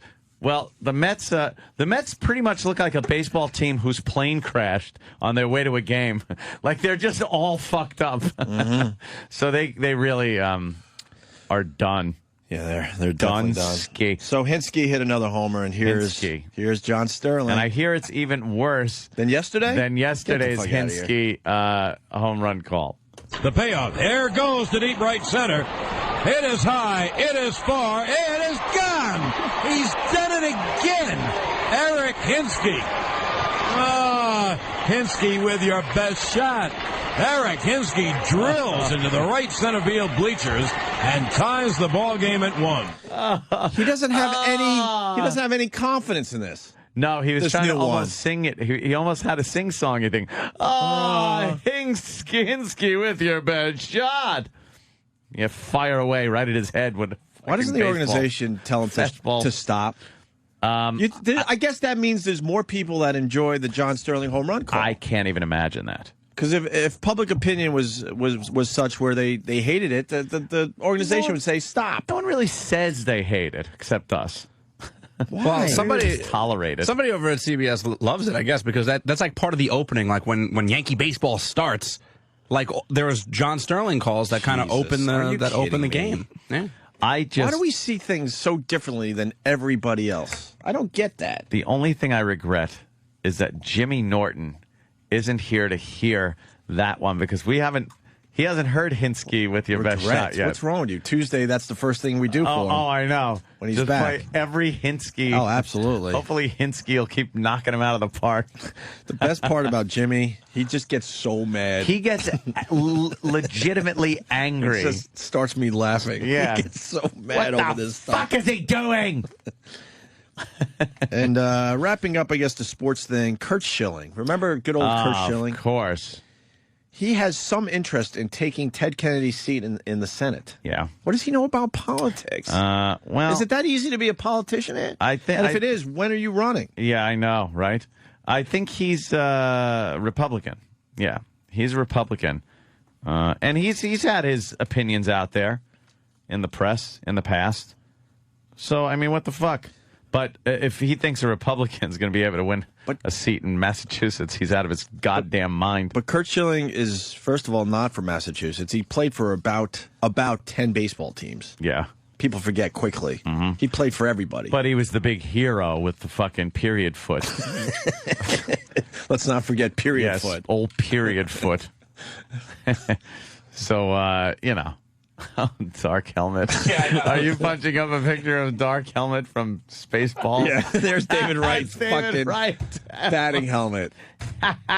Jesus, David. What are you doing? What is the logic behind David Wright's giant helmet? It's because like a week and a half or 2 weeks ago, he got hit in the head with a fastball. Yeah. So they got to. So now he feels sure that he it has to doesn't- protect more of his head, and they called it a ridiculous helmet. It says It's if you so look, it goes, big. David Wright says he will keep wearing ridiculous-looking new helmet. It looks like it weighs down his head. Yeah. He's like a bobblehead doll. It's a life-size bobblehead, baseball bobblehead. Looks like he should be on a short bus. The first paragraph of this- does he take a short bus to City Field now? Game. The first paragraph of this article from NJ.com says, the other players didn't need to say anything. As soon as David Wright walked anywhere near his teammates or Rockies players Tuesday, he could see it in their faces. Quote, they just started laughing at me, Wright said. Shit. Nice. Let me say hi to Jerry in New Jersey. Jerry? Hey, guys. How are you? Jerry. I want to let you know, Francesa does a bit daily of the hilarity of John Sterling's calls. Oh, he does? Oh, really? They basically just laugh out loud at him and replay his calls and doing what it's basically the same thing you guys are doing, trying to figure out how the hell did this man come up with this crap. And then they also pat him on the back a little bit because apparently, you know, people love to hate him, so he's not going anywhere anytime soon. He's winning Emmys with that Yankeeography stuff, and amazing. You know, he's on top of the world, but everyone's laughing at him. Everybody. Well, when you're a sports announcer, you're not supposed to make it about yourself, which John Sterling's doing. Yeah. We've said this point many, many times. If something natural comes out, like the famous Al Michaels call, there's a bunch of them you can go to, then fine. But he's at home actually thinking up this stuff. And he's got his, you know, it is far, it is high, it is far, it is gone. You know, well, he's I understand got that. I mean, everyone has sort of their home run call. Yeah. But then that's where it should end. To have a dumb nickname for every player and use it when they fucking jack one out of the park is Not silly. Not only that, but he's you know, if you listen to baseball, you know the deal. It's supposed to go an inning on, inning off. You share with your color commentator. Then maybe they call, you know, the guys that are really whores will maybe let their color guy do 2 innings or 3. Susan Waldman doesn't get to sniff.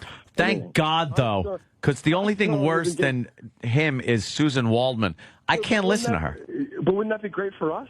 just to hear her try to call an inning, and John sitting there just going in. You got a point. That would be. You got a point. Right. That would kind of be fun. That would be all right. He wouldn't let her get a word in. No way. Yeah. He would just take over. He would just take over and say, okay, Susan, never mind. I got it. And why don't we have more Susan Waldman audio? We really should. That was the only time she lost her mind. There's got to be more Susan Waldman audio worth bringing to the show. Ever since she had an orgasm when Clemens showed up, they've shut her up. Yeah, they just fucking told her to shut the fuck up. You sounded like an idiot. That was really bad for her. Wow, goodness gracious. That was a jumping the shark moment for Susan Waldman. It was. Cringe. All right, thank you, Jerry. Boys. All right. Later, man. Yep. Jerry. Let me say no. All right, we lost him. Okay. You want to take a quick break so we could clear the field for the Mayor Menino audio? Clear the field. Some men are going to do some drinking. I think we hit the headlines today. Ted Kennedy says in posthumous. Posthumous, right? Posthumous. Sorry. Posthumous. God, I got a little Rich Voss in me today. Ted Kennedy says in posthumous, of course, memoir. He's remorseful over Chappaquiddick. I'm remorseful. Yeah, good for you. How about you say it when you were alive? Mm-hmm. How about that? How about you fucking would have, if you would have said that when you were kicking? Yeah. Didn't have a boulder in your head. And if we're missing any headlines, you guys call us up and help us out with that. I know. How are the fires in L.A.? They're pretty much done. They're out. For real? Yeah. They got them under control? Yeah, they got them under control. There's no real big fires anymore. And they're saying humans caused this, so. Yeah, of course. Not sure if it was accidental or arson. You got something? Yeah, big story. I'll be on Red Eye tonight. Nice. Fox News. Nice. Red Eye. Of course, it's on at 3 in the morning, but DVR it. Mm-hmm. DVR that motherfucker. And watch your pal Ant on Red Eye. I think we're trying to get Andy Levy in today, because Yeah. Patrice was supposed to stop in, but he's got some stuff he's got to take care of sleeping? today. What's he doing? Who knows? We'll get him in soon, though, because we love Patrice on this show. But Andy Levy might stop in. Might pop his head in and say hi. Yeah, that'd be fun. And we got the GWAR guy. What's his name? Optimus Odorus. Prime? Not Odorus. Yeah, it is. Odorus. Is it really pronounced Odorus? Orungus. All right, I'm sorry, and I'm laughing at you. I'm going to call him Optimus Prime. Odorus will be in here at 9. I hear he's a character. I hear he does very good radio. So, Really? He better. Yeah, he'll do all right. Is he the guy with the spikes on his shoulders and stuff? Let me pull up a picture for you guys. All right. Hang on one moment, please. Dark helmet Wright is still up there. David Wright. Stupid David Wright. Let's see. It's this guy. Do you know any? Is he going to be in his full regalia? Yes, that was actually one of the points that were being made of why we should have. Well, he'll wear his whole costume. Yes, it's wonderful. He's cut out his coolie hole. Do you know their music? Oh my God, that guy? No. No. It's not really GWAR, for Christ's sake. GWAR. It's Yeah, just, but GWAR has a following. Yeah, but it's pretty much the show, and no one really buys GWAR albums. I think you go to see the live shows. Well, they do have a new album coming out. Travis was telling me before the show. Yeah, their new album came out last week, and I believe it debuted at number 96. You have to tell us the name of the album, because I guarantee it's going to be kind of like, ooh. Well, it sold 5,000 copies. I like how he painted in abs, and they're really badly painted in. It's like strong bad. Yeah. Oh, this is going to be hysterical. Come on. Yeah. How does he? He's not going to have that whole face makeup shit on, is it? That looks like it takes forever unless it's a mask. Dude, he's putting on his costume right now. It's a mask. His costume. He'll be in full costume. Wow. The new album is called Lust in Space. Oh, I get it. And it's and apparently he talks about politics and shit, dressed up like that. He's well versed, and I guess he'll make you sound like a liberal. Really? Yeah, he's hardcore. Well, that's good. Hardcore Republican. Hardcore all the way. I was like cringing. Why does he got a penis thing? He's got a giant Schween cover that is like some kind of devil thing. They're just. I hope he doesn't show up with the penis. I hope he does. Thing on. I hope he does. If he does, we're gonna make Sam kiss it. Oh. He's gonna make me sound like a liberal. That's what people were telling me on Twitter last night. That's a little difficult to do. I was so pissed off driving in. I heard fucking Bloomberg. Yeah, what's Bloomberg up to? He's got his fucking schnoz in gun issues. He wants to now. On the outside, this sounds reasonable and logical, but as I see it, it's unnecessary. He wants a no carry while you're drinking policy, where if you're caught carrying a sidearm on you legally, and you're drinking over some level, I don't know, haven't even said what they deem being intoxicated is for having carry a weapon, it will be illegal. I have to tell you, it sounds reasonable. Yeah. On the surface. It sounds reasonable on the surface. What's the problem? The problem is, give me some fucking statistics, you fucking mayor piece of shit. How many people in New York City, because he doesn't control the state, this is just citywide. How many people citywide, legal gun owners that have a license to carry concealed, I'm not talking about thugs who are illegally carrying guns, accidentally shoot people while they're drunk? I want the fucking stats. I want to know how big a problem this is that he's got to fucking legislate again against legal gun owners. I got to say, it must be a tiny number. Dude, it's got to be nothing that there's drunk people wielding weapons around shooting. You know who's drunk and stoned and fucking shooting each other? Criminals. That's who's doing it. And missing their targets and hitting kids. Criminals who are already illegal. Stop legislating against legal gun owners. And, of course, he wants to outlaw armor-piercing bullets, which, again, are, I thought they were illegal. But he wants to outlaw those. I don't really need those, to tell you the truth. They're probably fun to shoot at big metal plates. If you outlaw those, I mean, people are going to get their hands on them anyway. Of course. Then only the bad people have them. See, I've learned a lot from you. It's the word they just. I used to be the get rid of gun guy. Yeah, they just legislate against legal gun owners but now because they can't do anything about it. I understand the issue guys. a lot better because of you. It's just abominable that this guy is putting his schnoz in this whole thing. Oh, it's annoying the piss out of me. Oh, great. Odorus, we got more info on Odorus' costume. Mark in Massachusetts. Mark. Hey, how's it going? Hey. Hey, so I've seen GWAR like 4 or 5 times, and this guy's like costume has a prosthetic dick in it that sprays fake jizz with some pneumatic like pressurized system. All right, who gets squirted with jizz today on our show? E-Rock. Yeah, E-Rock. Of course. We haven't heard from E-Rock since coming back from break. No. E-Rock gets jizz in the face today. Holy shit, we got to make that happen. Oh, my God, would that be fantastic? Thank you for that, Mark. That's all I got. And if he's listening, he better bring in the apparatus that shoots the jizz. Yes, bring your jizz. I'm sure he's got a box of stuff that like screws onto the crotch of this thing because I've seen this like 4 different fucking things. Okay. Every time I see him in concert, they got like a heroin needle and shit. It's fucking crazy. Nice. No, I'm looking forward to the guy. I hear he does really good radio, and I hear he's really good on Red Eye. Yeah. So I've never like seen. over there. I was supposed to watch those clips. You were supposed to watch those clips. Please. But I slept till 6 last night. Who has time for that crap? Show prep. What's that? Yeah, I don't know. Mitch, White Plains. Mitch. Hey, what's up, guys? Hey, man. Nothing. Listen, Anthony, man, he's not really going after the legal gun owners. He's probably just adding a charge for the stupid Plaxico Burses and Sean Diddy Combs of the world. No, it's not. He's talking about legal gun owners that have permits to carry firearms. That you will get a carrying while intoxicated charge if you're carrying your gun legally and you're drinking. Now, like I said, on the outside it sounds good because you don't want somebody drunk wielding a gun around.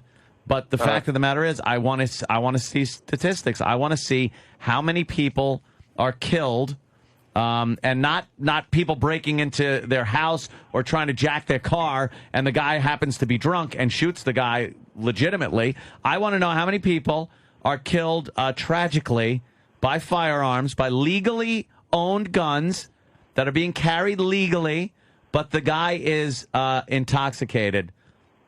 Which is, based on, let's say, a DWI, 0.08 or higher. Actually, he's not going after these club guys who just carry guns because they got to protect their bling and stuff? Yeah. All right. The law would use the same definition of intoxication as the legal limit for driving. Let me tell you something. I could fucking put a grouping in center target at probably a .1. Don't you shoot better when you've had a few? Oh, it loosens you up a little bit. Sure. Yeah, you practice drunk, though, don't you? Actually, it says right in. You know, you should know as a gun owner, a responsible gun owner, you should know you're not firing your weapon when you're drinking. It's not. You know that. And again, it's a constitutional right. He said it's the same thing. The mayor actually said, he goes, carrying while intoxicated should be the same thing as driving while intoxicated. Driving, again, is a privilege in this country. It is a privilege that is doled out and can be taken away from you without any rights to you or anything. Gun ownership and actually bearing the arm, which is carrying the arm, is a constitutional right, which cannot be taken away from you. How about drunk talking? Freedom of speech, First Amendment. How about you get the First Amendment and get people drunk while talking? That's crazy. Actually, in certain cases, I would appreciate that. That's crazy. Because some people really babble like assholes when they're drunk. I'm and going I've away had for it. a long time. Oh, my God. Danny would go away for a long time. Yeah. But it's a lie from the compound constitutional joke, right, too. and I don't think intoxication should infringe on your right. I mean, what other right is infringed upon by drinking?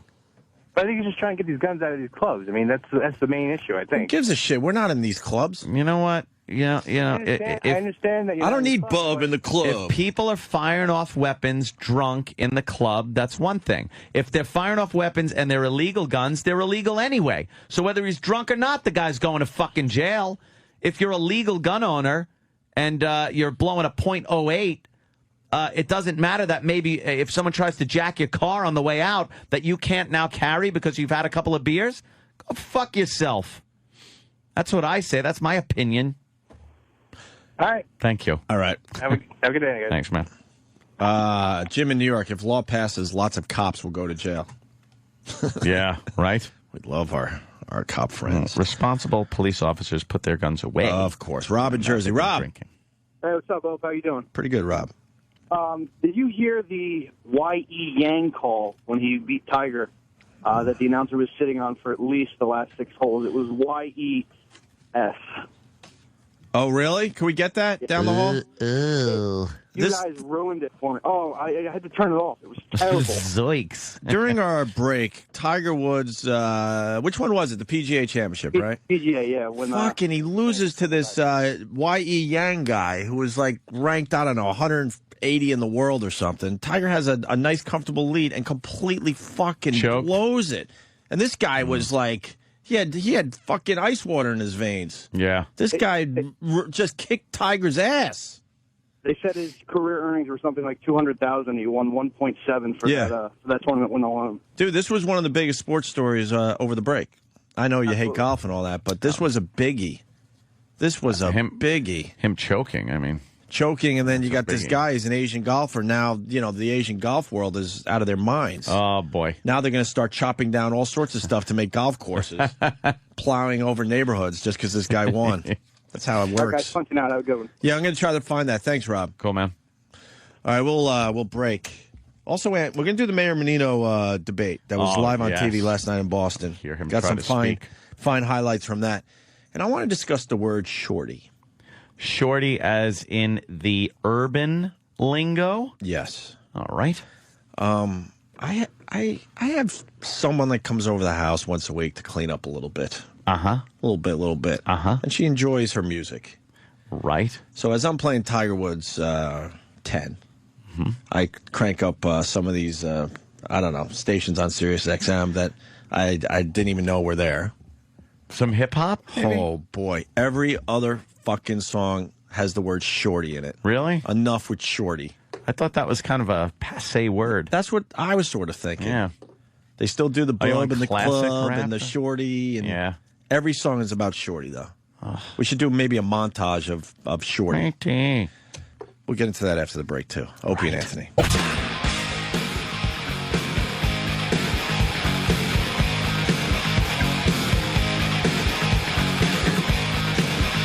We're looking at Odorus's bio there, Ann, and you noticed Yes. a couple fine little tidbits about Odorus that we did not know. Quite amazing. Did you know Odorus is the lead singer of GWAR? Of course, according to GWAR mythos, Odorus is 43 billion years old, Opie. He was assembled on the planet Scumdogia.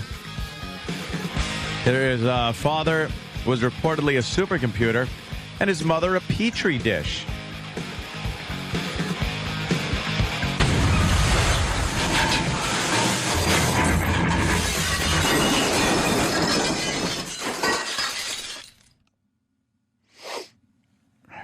He also ate Jerry Springer on a stage once. Let's not forget. And he's going to be on Red Eye with you, Anthony. He better be in the newsroom. What does that mean?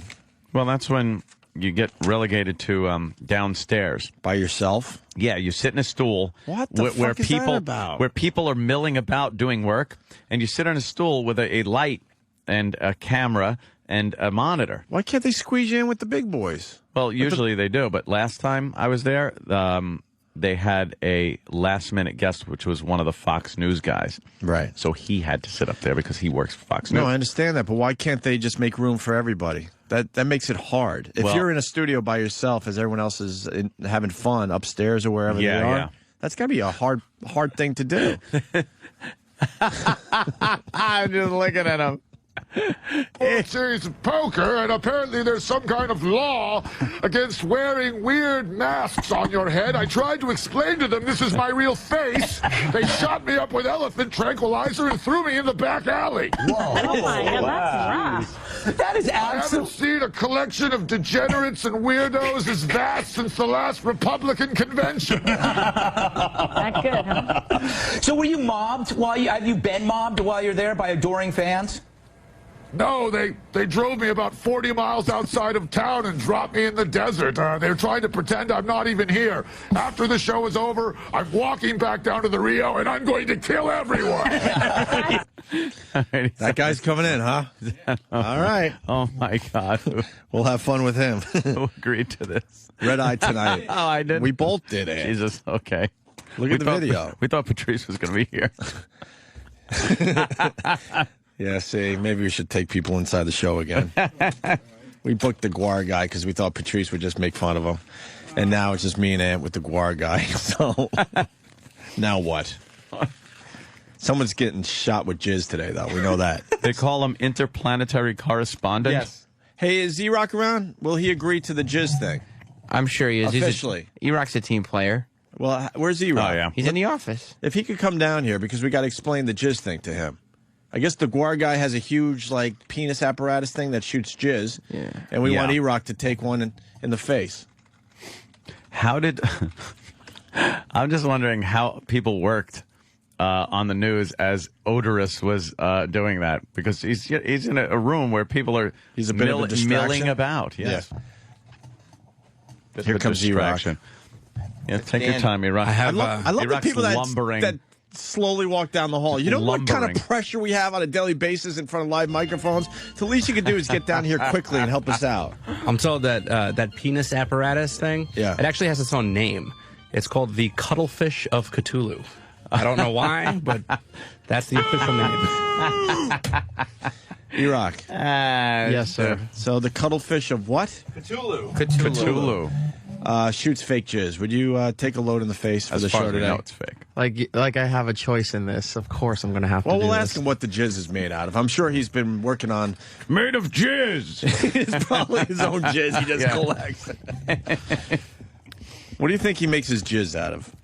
He's probably been working on this recipe for a long time. I think a lot of people make it out of like Lotion, corn syrup, and like icing. I know. What we got the recipe once from Penthouse. What they use. Yeah, I forgot what they said. Yeah, I forgot too. That means we need a memory. Yeah. Stupid memory. Who needs one of those? Oh, look at that. All right. Well, you're going to take the jizz in the face then? I guess I have to. It's not real jizz. Chill out. Yay, E-Rock. All right, back to work. He looks silly. Hey, Pittsburgh Penguins announcer Mike Lang. We finally got his calls to see if they're as douchey as John Sterling's. I doubt it, but We can give it a try. Oh, scratch my back with a hacksaw. Scratch my back with a hacksaw? Mm-hmm. All right. What does that mean? I don't know. Yarmir Yager and the Penguins have the lead. 4-3, and he smoked them like a bad cigar. And he smoked them like a bad cigar. He smoked them like a bad cigar. Oh, okay, so he uses that one a lot. He likes that one, Smoked him like a bad cigar. Now, wait a minute. Why would you smoke a bad cigar?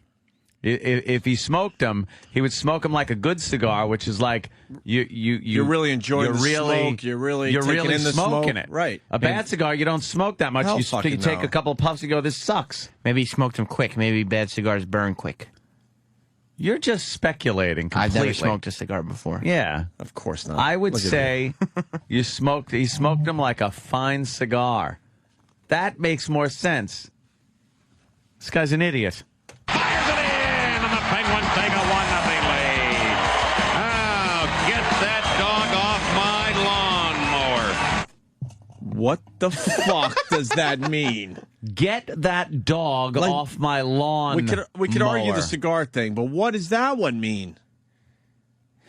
Get that dog off my lawnmower. Wow. Have you ever seen a dog on a lawnmower? Never. Shouldn't this be based on maybe something but that is real? The way he said it was like, get that dog off my lawn mower. Like I've heard of get that dog off my lawn. You know, people would yell, Sure. hey, get that dog off my lawn mower. I don't know. All right. Yeah. Yager holding ice. He scores! He beats goaltender Terrari. Oh, Michael, motorcycle, Yarmir Yager. Michael motorcycle. Boy, this guy is a hack. McLean doesn't know whether to cry or wind his watch. McLean doesn't know whether to cry or wind his watch. All right. And poor Theodore doesn't know whether to cry or wind his watch. Anthony, when was the last time you actually wound a watch? Wound the watch? I can't even recall. I really don't wind a watch. The watch is battery in there. And by the way, that is a cop-out. The saying is, doesn't know whether to shit or wind his watch. Oh, really? That is the saying. I've never heard that saying He doesn't before. know whether to shit or wind his watch. Well, now we got video of a dog attacking a lawnmower. Oh, wow. Mm-hmm.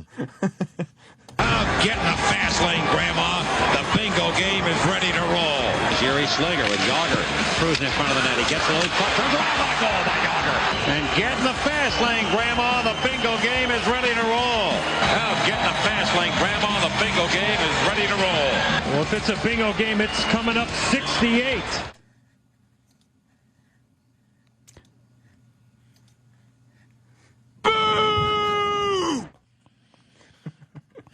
By Sam a drink and get his dog 1-2. And Kovalev stepping out in front nine. There and a big save. Rebound score. Straka.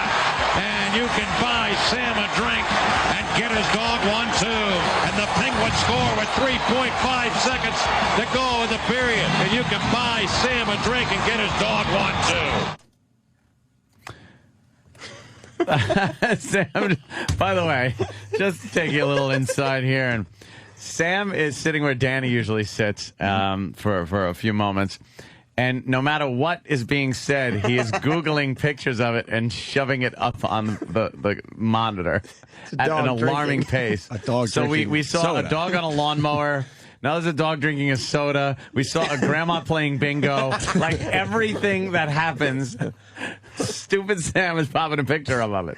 And now to Yager. Fires. He gets his third of the night. The hat trick for Yarmir Yager. And here come the hats. It's hat night at the Mellon Arena.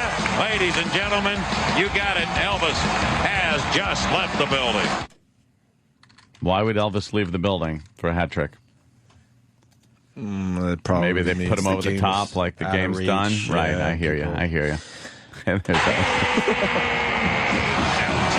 As he beats Theodore like a rented mule. Joey Mullen taps it by Van Beesbrook. And he beats him like a rented mule. Yarmir Yager beats Luongo like a rented mule. All right. If you rent a mule, apparently you beat it. And there's some a mule for rent.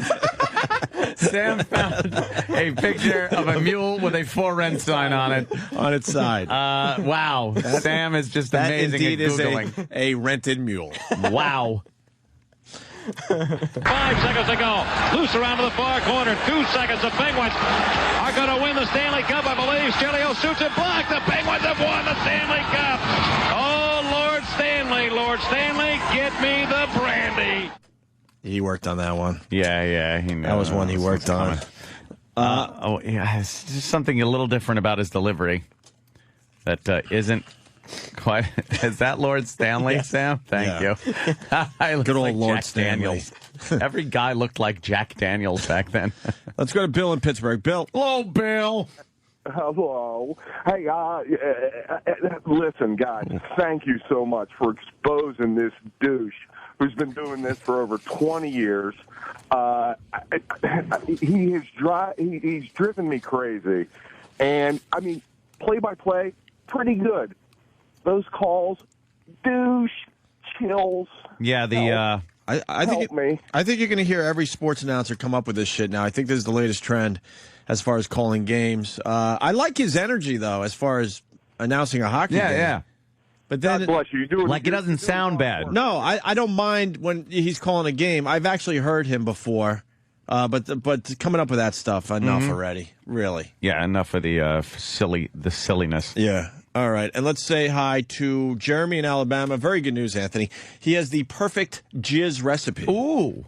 Yes, Jeremy. Hey, guys. Hey. Yeah, here's the recipe, and don't ask me how I know this, but pina colada drink mix that you'd buy at the grocery store, mixed down with a little bit of water. You can spray it on a girl's face all day, and she's not going to get sick. What is it? Pina colada mix? And a little pina water? colada mix. Yes, like you'd use at F.H. Riley's there. Plug. I'm trying to think if that even looks like... Does that look like jizz? Yeah.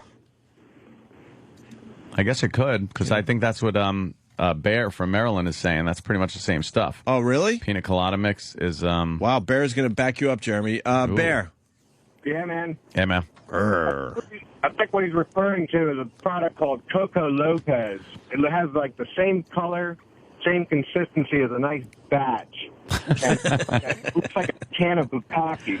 Yeah, I've seen people making that, making like a pina colada and pouring that shit in, and it does have a jizz-like appearance. Use Coco Lopez and pineapple juice, dump it in there, you got yourself a nice pina colada, but it is some sticky, juicy, batchy consistency. Well, hold on. This I'm reading. This recipe for theatrical cum looks like real cum. Has no sugar, so as to discourage yeast, and has natural taste, so that you can really get into the fantasy. Because it contains raw egg white. You should make it fresh right before use and discard the leftovers. If you are concerned about using a raw egg, either don't swallow it or use pasteurized egg whites, which can be purchased at most supermarkets. However, fresh egg give better consistency. 1 cup water, 2 tablespoons cornstarch, 1 raw egg white, 1 tablespoon plain yogurt, and a pinch of salt. Yes. And that will give you the perfect fake jizz. We should have the boys have a fake jizz making contest. Fake jizz bukkake contest. Ugh. We'll use Patty's face. Again. She hasn't been on the show in a while. Thank you, Bear. I don't like the taste of it. Let me go to Charlie in Philly. Charlie. What's up, boys? Hey, Charlie. Yeah, instead of beat him like a rented mule, isn't it supposed to be beat him like a redheaded stepchild? Yeah, that both have been used over the years, I believe. Yeah, he probably got in trouble for that one. He probably used it once. Yeah. I hate to say it, but I'd rather hear the grease man do the Yankee calls that he does. Belly to belly, why don't do this? I'm back to back, and the belly to belly. Snarling. Later, boys. Snarlins to you, too, sir. God, we should have picked up on that. Sounds a little bit like the grease man. Yeah. Waddle doodle. Slinging lead, not bet. Anthony, time for some Mayor Menino audio. And let's not forget about the guy that slapped that kid in a mall, I think it was. We'll get into that story. Walmart. Yeah, I want to do that, but we've been teasing this Mayor Menino audio. Yeah, Mayor Menino's up for the re-election, I guess, huh? It's amazing. We left Boston, I think 11 years ago, I think. Yep. and he was the mayor before we got there, and we did 3 years in Boston. Yeah. I guess he's been at it for 16 years. And 16 fucking years as mayor of Boston. Oh, is this good? Is it worth playing? Just to get the point across. All right. Remember the PGA Championship call that guy came up with? Said it was really douchey. Oh yeah. When Tiger Woods choked to this Y.E. Yang, I think. Y.E. Yang. I think that's his name. Yi Yang. This is how it went down. Well, here you go. This is it. This is to change the game. Parts all around the world. Y.E. Yang.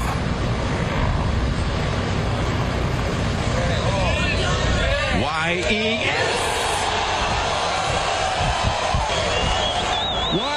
Yang has won the PGA Championship.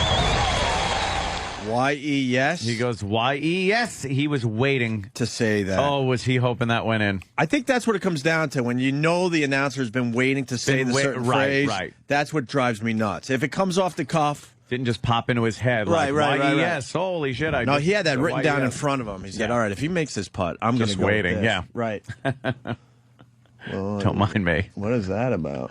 I don't know. What is... Oh, boy. Oh, my God. Stop. He's going to rip off the guy's face. What? This is... Why was he eating bugs out of his No, hair? No. What? No. That's not what was happening? No. I don't think that's what was happening, but... Are you sure? Very funny. Just a little confused there. Yeah, me too. Love how my funny stuff is visual. That works great for the radio. All right, Ed, Mayor Menino. So he did a debate last night. He's been the mayor for 16 years, and we learned that he was able to somehow avoid debating people on live TV. Yep. And obviously it's because he sucks at speaking. He can't speak. He might be a good politician. I don't even really know. It seems like Boston does okay. Seems like Boston runs itself. Right. But Mayor Menino is up for re-election, and he finally had a debate for the first time on live TV with other candidates that sound so much like politicians. Yeah. Smooth talkers. Yep, they're very good at public speaking. They know how to answer questions at a debate. Mm-hmm. They know that political lingo, and they have the nice voice. Yeah. And then Menino is like they threw a retard in there just for the fun of it. You want to start with Mayor Menino's opening statement? Run-on ideas and run-on sentences. He doesn't know how to wrap up an idea. He's stumbling over words, mumbling, getting words wrong. What's fun about Mayor Menino? You get to put the periods in for him. Yeah, go ahead. See where the period would go. Yeah. All right, Mr. McCrae, thank you. Mr. Menino, Boston better off or worse off? Thank you, John, for having this forum this evening. And to the audience out there, thank you for being interested in a campaign about the future of our city. Boston today is a different city than it was 4 years ago. When we think about the issue of development, we continue to improve our neighborhoods. Neighborhoods of Boston today are stronger than ever before. When it comes to public education, we're making progress in the Boston public schools every year. We think about crime. The lowest crime rate in 40 years right now in the city of Boston. That's what the city's all about. Jobs. We're in the green job era. And how do we create more jobs for the future? And on the green issue, let me tell you, this is about the future. We've done a lot with green job training. We continue to move Boston forward when it comes to our city. And we stabilized the tax rate. The last 2 years, the tax rate has been stable. Yeah. How do we get there? Because good financial management of our city, and that's what we do every day. Manage the city well for the people of Boston, make sure the taxes and the rates of taxes are stable. Mr. Menino, thank you. What the fuck was he covering there, by the way? He sounds like, you ever hear or watch a sixth grader debate? Yeah. He was just trying to fill up as much time as he could with as much babble about everything. Green jobs. We're in the green job era. It's the future. And with that, green jobs as the future. That's how a sixth grader would debate that. Yeah. All right. He's the worst. Mayor Menino continues by arguing with his opponent about street flaggers. What's a street flagger? It's like they moved, the traffic through the construction sites and stuff. Yeah, they're using cops And so the debate was whether to use cops to do that or just hire people to just wave the flags. Ooh, that's a biggie up there, man. Yep, the police details. There's a policeman on every construction site in the Boston area. Yeah. I forgot what that's based on, but I think it's based on the fact that somebody did their job horribly wrong, and I think they lost some lives. So they said, nope, we're giving this detail to the cops up there. 4 hours to learn how to be a street flagger, a civilian flagger, to get their certification in Massachusetts. I'm for eliminating police details so that we can have policemen fighting crime in this city. Thank you. Mr. Menino, 1 minute. I'm in favor of police details because give me 200 additional police officers in the streets of our city. I don't know what he said. He said he'll give him 200 unconditional police. Well, I don't know what he said. It's not. I go 200 digital details because give me 200 additional police officers in the streets of our city. You know, just imagine having flaggers on Massachusetts Avenue as you're doing construction. Who's going to get the cars towed? Who's going to move the traffic? But also, detailed officers help us fight crime. Just look at Charlestown the other day. 2 officers on detail solved the bank robbery. The other day, 2 officers on detail helped solve another crime. They work, and the cost is approximately the same as a flag man. So the details, there's a lot of conversation about that. But why do we protect the state police, and why do we have the Boston police? We need police officers on Mass Avenue, Dorchester Avenue. On side streets, yes, we could go with flagmen. But the main thoroughfares in the city, it's about moving traffic, it's about fighting crime, it's about more officers in the streets. Thank you, Mr. Wow. Wait, Mayor Menino, you mean to tell me that a police officer on a detail work as a flagman is the same amount of money as just some scrub waving a fucking flag? Stop it! Wow. Why are they homeboys for Mayor Menino? Bofferston loves him. They certainly do. Certainly do. Mayor Menino says something about schools in this clip. Something. We're not quite sure what it is. No. You, Mr. Menino, 1 minute. I propose in-district charter schools. What I want to do is take the underperforming schools, give the superintendent and the school committee the opportunity to move those underperforming schools up to a place of choice schools in our city. We don't need more schools. We need better schools. In 2006, Boston was given the Broad Prize for the best urban school system in America. And just recently, U.S. News and World Report listed 8 of our high schools were nationally recognized by them. Do we have problems? Yes, we do, because we take every child in. But we're dealing with some of this. You know, the dropout rates decreased by 30% since I've been mayor of the city. That's important. Also, we put full kindergarten in Boston for 4-year-olds. We went from 3 K-8s to 28 K-8s. That's what we're doing. But charter schools, I was never against charter schools. I was against the issue of financing charter schools because they get more money for their students than I do for the Boston Public Schools. That's my issue. Oh, charter schools? What is that what he was saying? Your issue? Oh. Child schools? I think he was trying to say the word that we say schools. As charter. Charter schools. How does it come out child? It sounded like China schools, too. I don't know what he was saying. That one isn't as bad, but still. I mean, if you're the mayor, you should speak a little better than that. What, did you follow what he was talking about? No. Exactly. No, honestly, you try. Yeah. And then he runs on and on. You don't know what he's talking about. Well, let's go to the next one. Mayor Menino says business is growing in Bofferston. Why are we continuing to lose private sector jobs and failing to create new ones, and how would you reverse that trend? John, 1,200 jobs increase because we continue to improve the Boston Public Schools, the police department, and fire. If you look at those number of those jobs, they go into public safety and education in our city.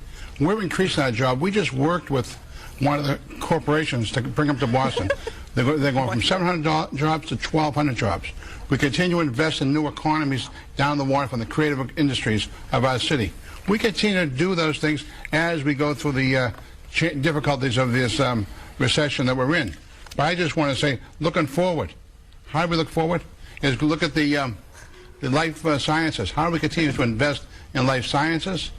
How do we continue to look at what we're doing with the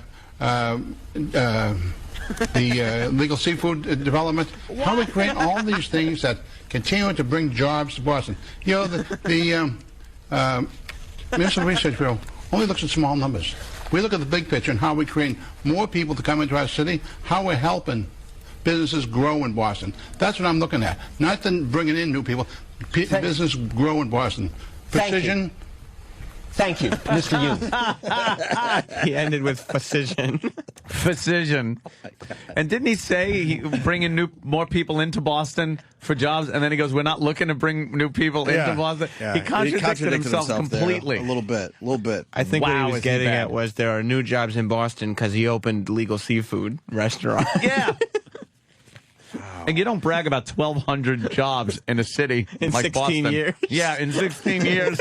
100 jobs a year, basically. Great. Fucking guy. Mayor Menino responds to accusations of corruption. Uh-oh. Yeah, this is something that's talked about up there in Boston. I can't even say the word. These guys will tell you that they've squeezed the budget to the minimum. But just back on June 20th, a City Hall worker, someone who worked at the BRA, James Rourke, gave the mayor a $200 campaign contribution.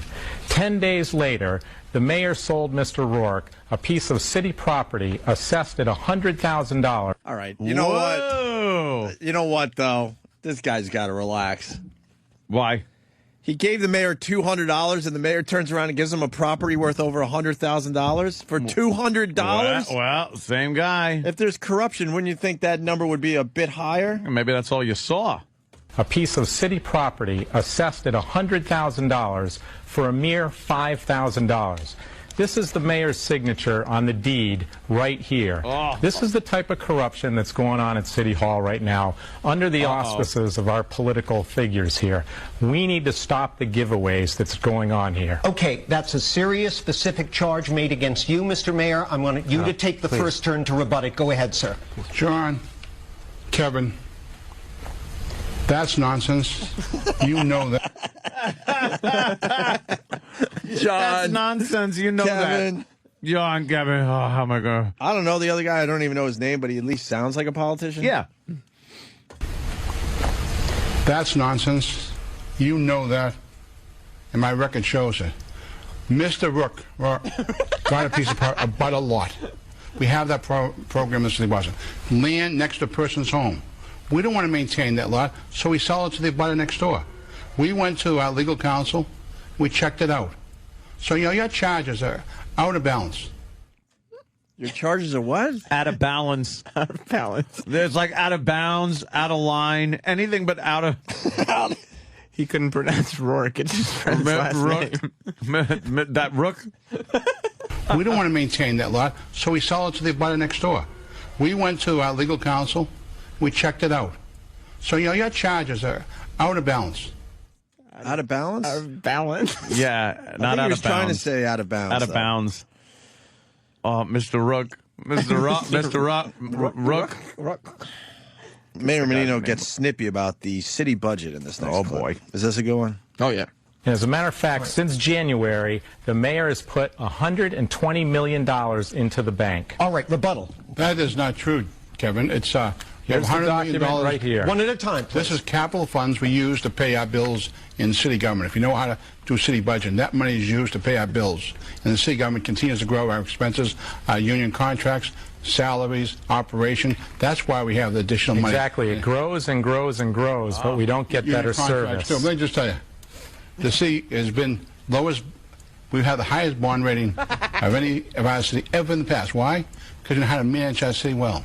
Also, we reduced refinancing of bonds. We saved $30 million. 8.6 million was saved by overtime reductions. Also, here's the document right here. We have more money in the bank than we ever had in history.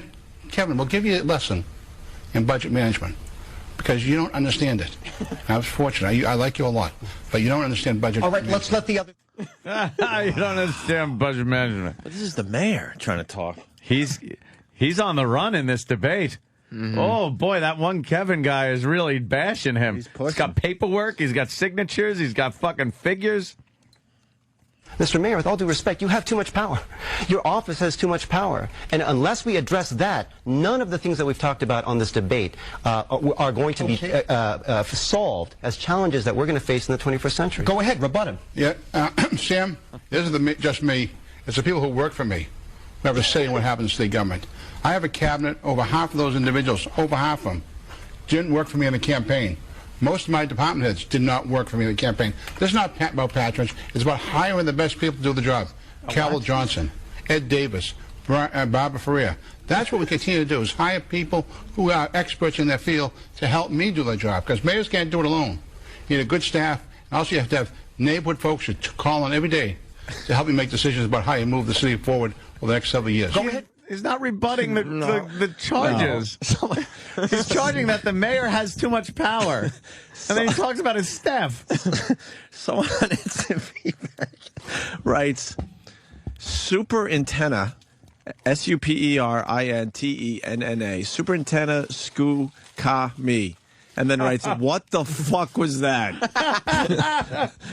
Super antenna scoo ka me. There you go. That's where Odorus Orungus comes from. Wow. Mayor Menino. Oh. Wow. I'm stunned every time he speaks. It's amazing. It's I think if you become a politician, you really need to know how to speak. Yeah. In public. Right? Unbelievable. You should be able to. Part of it is being a public speaker. Your job is to, run the city, but then you have to be able to communicate what you're doing and what you've done to those people. How do you do that when you can't even speak? You could be the head of John Hancock. You could be the publisher of the Globe. And I'll tell you when you're mayor of the city of Boston. You could be mayor of Boston. Because we all come from the same place. What? When you're trying to plot your summer fun, look for the oversized map pins.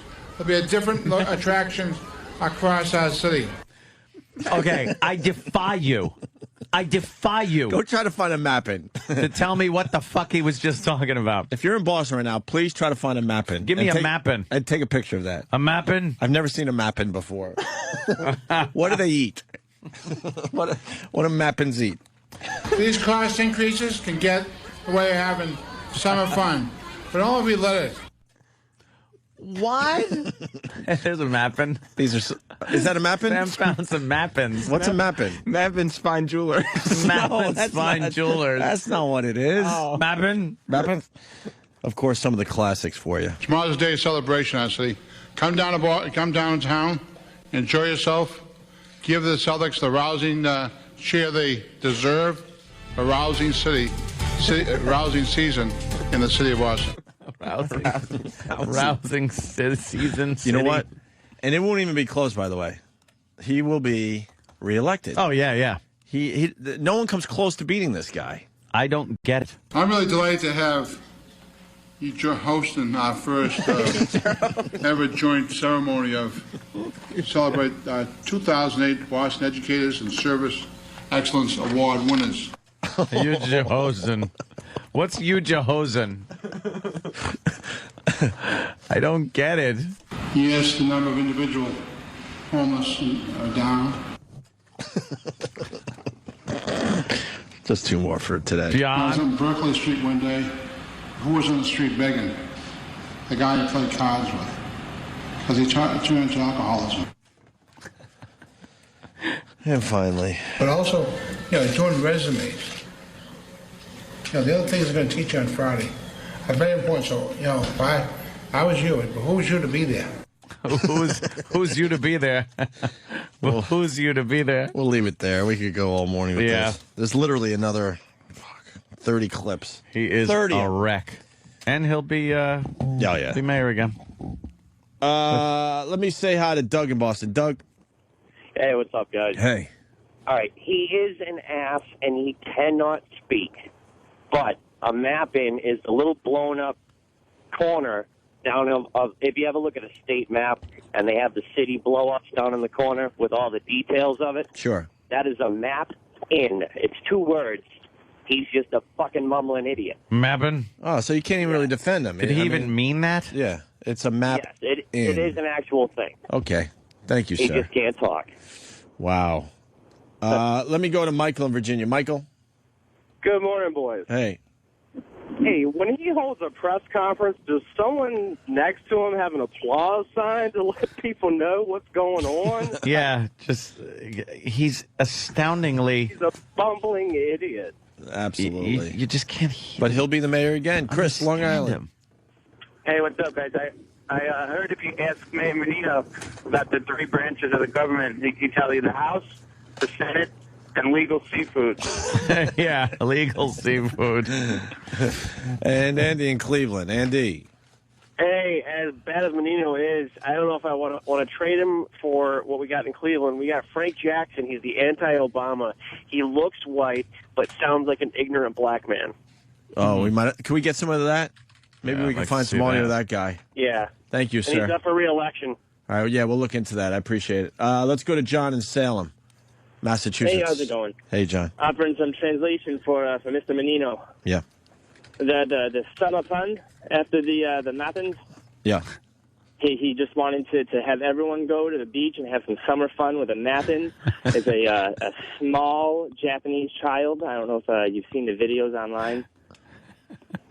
But I don't know what he's saying either, but that's funny. Go to the beach with a map in. All right, thank you. Yeah, you're welcome, guys. All right. Anthony, you got the story of the day, you think? Yeah, this one's good.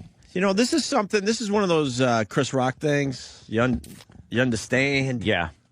Yeah, and it's also something that it's a sign of the times. I think we all have been in this position and wanted to do exactly what this guy did. Yeah. But it's like the perv switch. We kind of hold back at the last second, right? You hold back, you bite your tongue, and you just fucking, go about your business. This guy was busted for slapping a stranger's child as the child cried in a Walmart. It's a man in Georgia. He's Roger Stevens, 61 years old. He was shopping Monday morning at a Walmart in Stone Mountain when he crossed paths with Sonia Matthews and her little 2-year-old daughter, Paige. The child was crying, which apparently greatly perturbed Matthews. And I quote, he said, "If you don't shut that baby up, I will shut her up for you." Stevens warned Matthews. According to the Gwinnett County Police Department report, moments later, Stevens acted on the threat, slapping little 2-year-old Paige across the face approximately 4 or 5 times. Not even one little smack. Like whack, whack, whack. He went to town. Yeah. Went to town. Though the child started crying and screaming after being struck, Stevens told Matthews, "See, I told you I'd shut her up." Wow. After police were summoned, Stevens told the cop that the child was crying, and he just slapped her. And according to the report, Stevens was arrested for felony cruelty to children and booked into the Gwinnett County Detention Center, where he's going to be held without bond. Little Paige sustained slight redness to the face, but was otherwise unharmed. And his mugshot is classic. Yeah, he looks like he's the type of person that would slap someone's kid. Yeah, he's every old guy that shakes his fist on the lawn. How are you, kids? Why are you? But years ago, it was pretty much acceptable to yell at and give like a whack to kids that weren't even your own, just in a store. If they were doing something they weren't supposed to do. Hell fucking no. I never saw that. Oh, fuck. In your own house, maybe, if you had someone else's kids there. No. I never saw it in public. Like that it was acceptable. Not really for crying or anything, but let me give you this little scenario. Okay. You're in a store, supermarket. What kind? I don't know. Whole Foods? Let's go with Key Food or Key Food? Wallbaum's. Okay. Or if you're in California, a Vons. A Vons, nice. Or what about down south? What about a Wegmans? If you're in a Winn-Dixie. Wegmans? Yeah. Mm-hmm. If you're in one of those. If you're in a Bohack. What are some of those other supermarkets? King Cullen. Stop and Shop. Seatown. Seatown. Shaw's. ShopRite. That never gets old. That never gets old. Goddamn. All right, so you were in one of these supermarkets. You're in one of these supermarkets, and a child is, but it's back in the 60s or something, and a small child is in the white section of the store, and he is a little colored child. I'm teasing, of course. If it's in the 60s, Jesus. And a child is climbing up on the shelf or something, climbing up on the shelves, and the mother isn't looking. And somebody grabs the kid, pulls him down, and then gives him a whack on the ass and goes, "Don't you climb up there." And then the parent would turn around and go, "Your child was crawling up." And then the parent would come over, smack the kid again, and go, "Don't you climb up there." That happened to you? No. But I've seen things like that as a kid. No, it didn't. Oh. I did leave once. My mother thought I was abducted. Yeah, I was. This is my first memory as a human being, by the way. My first memory as a human being, I think I was 3 years old. And it was being in a supermarket in Flushing, Queens. I was a little tyke. And I wanted one of those little balsa wood airplanes that you put together that they would sell in the supermarket, you know, the little rubber band propeller. And my mother finally was like, okay. So she gets it and gives it to me to hold on to until we get to the checkout. Well, I didn't want to wait. So little Anthony just moseyed away from his mom, walked out of the store, and started walking to where I thought was home. Holy shit. Because I wanted to play with my airplane. That was the era of the pedo, too, man. I don't know.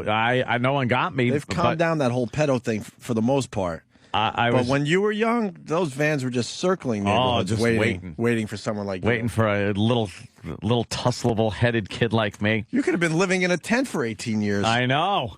Getting ass raped or something. So, the next thing I remember is just walking down the street, and my mother and I guess the manager of the supermarket came running behind me, and my mother was all, like, upset. "What are you doing? You don't ever walk away from it." And then was crying as she's hitting you? Yeah, and then she's like so smacking relieved? me, but she's, having I was wanted to play with my airplane. I'm crying, of course. And now you're scared shitless because you saw her scared shitless? Yeah. What? Most kids cry because they see the expression on the adult's face. You know that, right? Well, a kid falls unless you down. really punch him. Well, a kid falls down. You see it all the time on a sidewalk or something. The kid gets up, looks around. Yeah. They always look around. It's like, and then they see their mom with that horrific look on their face, like, "Oh my God!" And that's when most kids start crying. Yeah. So you just got to look at them and smile, no matter how badly they're bleeding. If the parents had a better poker face, these kids wouldn't cry. Poker face. They wouldn't cry as much. And as far as this story goes, there should be a law. Mm-hmm. There should be a time limit where if a kid is crying in public, that kid is on the clock. Boy. And if the mother or the father doesn't do anything to at least try to shut the kid up, then you should have every right to shut the kid up. I don't think the smacking worked. Because in most cases, the parents go, "What? Yeah, it's a child. What am I supposed to do?" Yeah. Well, you're supposed to at least try. I think that's all we want. When we're at a restaurant or we're on a flight, all we want, really, is for you to at least try. It's frustrating. It drives you nuts that a kid's crying.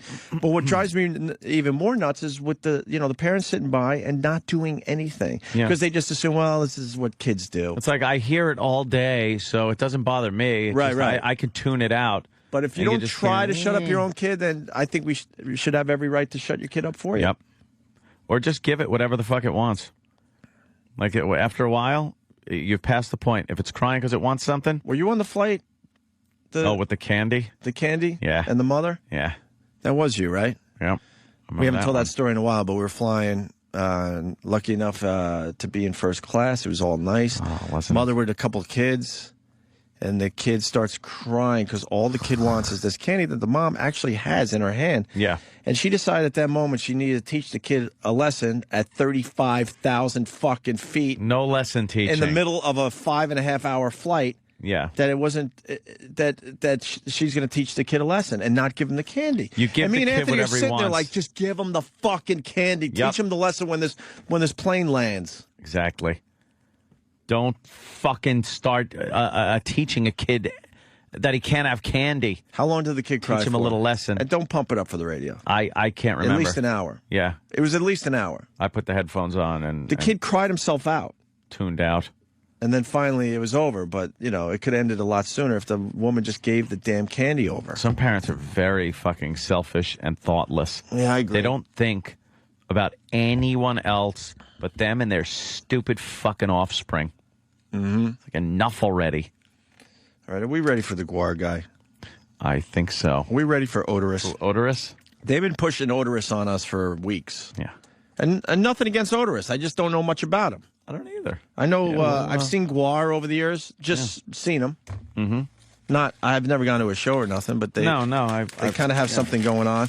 And I think he's the last original member, right? Yeah, Odorus? apparently so. And I guess he knows how to talk.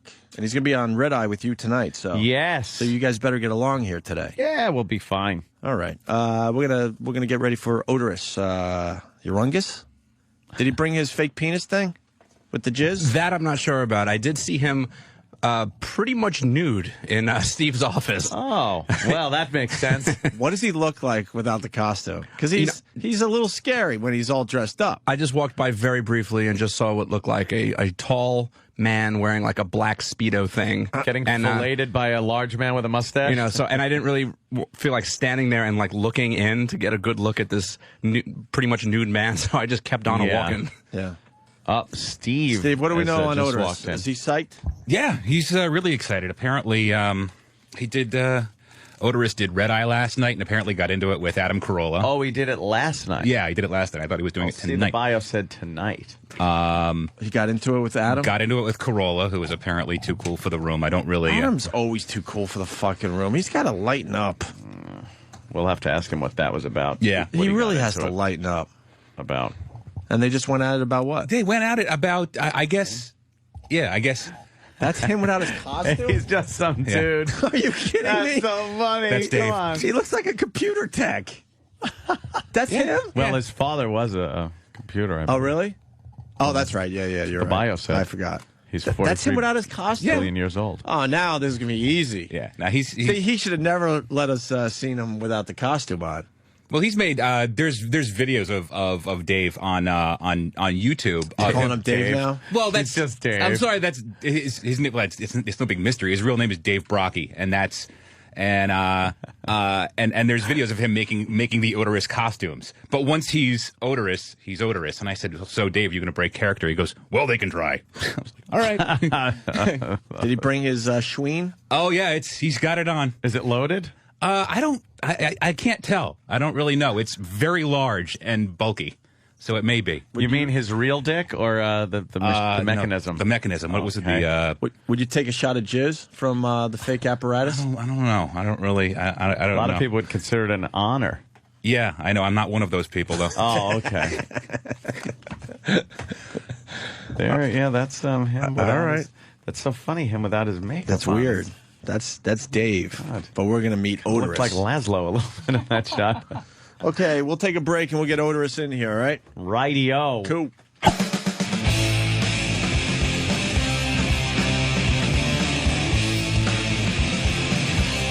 Opie and Anthony. Hey. Of course. You know that. Yay. They ran enough sweepers telling you that. Yeah. Walking down the hall is Odorus.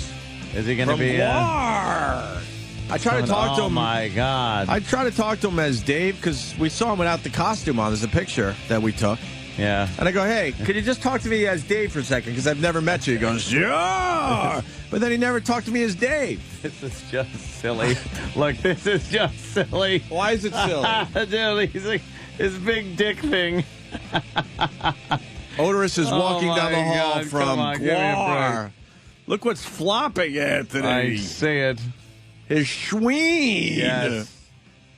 Wow, it takes him a long time to walk with that big Schween swinging from side to side. That's what it is. The big area. There he is. Odorus making his appearance on the Opie and Anthony show for the first time. Oh, Odorus. Wow, holy shit. This isn't Jeopardy. No. They told me I was going to be on Wheel of Fucking Fortune tonight. No, this is the Opie and Here we Anthony go. show. Wow. Taking a load off. Whoa. You guys mind if I masturbate? No, feel free. I don't want to blow up any equipment in here. You can do whatever you want. On this? Oh, actually, I was watching this. Look at that little bitch. Yes, there's a little midget that on little Maury. fat black bitch. Look at her. Go. We were on that show. No. Yeah. Maury, yeah, the Springer, Jerry You're Springer. on Jerry Springer. Hey, how's it going? Hey, what's up? Hey, Odorus. What took you guys so long to have me on the show? I don't know. We were stupid. The time is right. The time is right now. Everything happens for a reason. Yeah. And there's a reason why it took GWAR a while to get on this show. We don't know what that reason is. All we know is that I'm here now. Undoubtedly, I am here now. You cannot deny that. No, you are here now. I'm really digging the abs.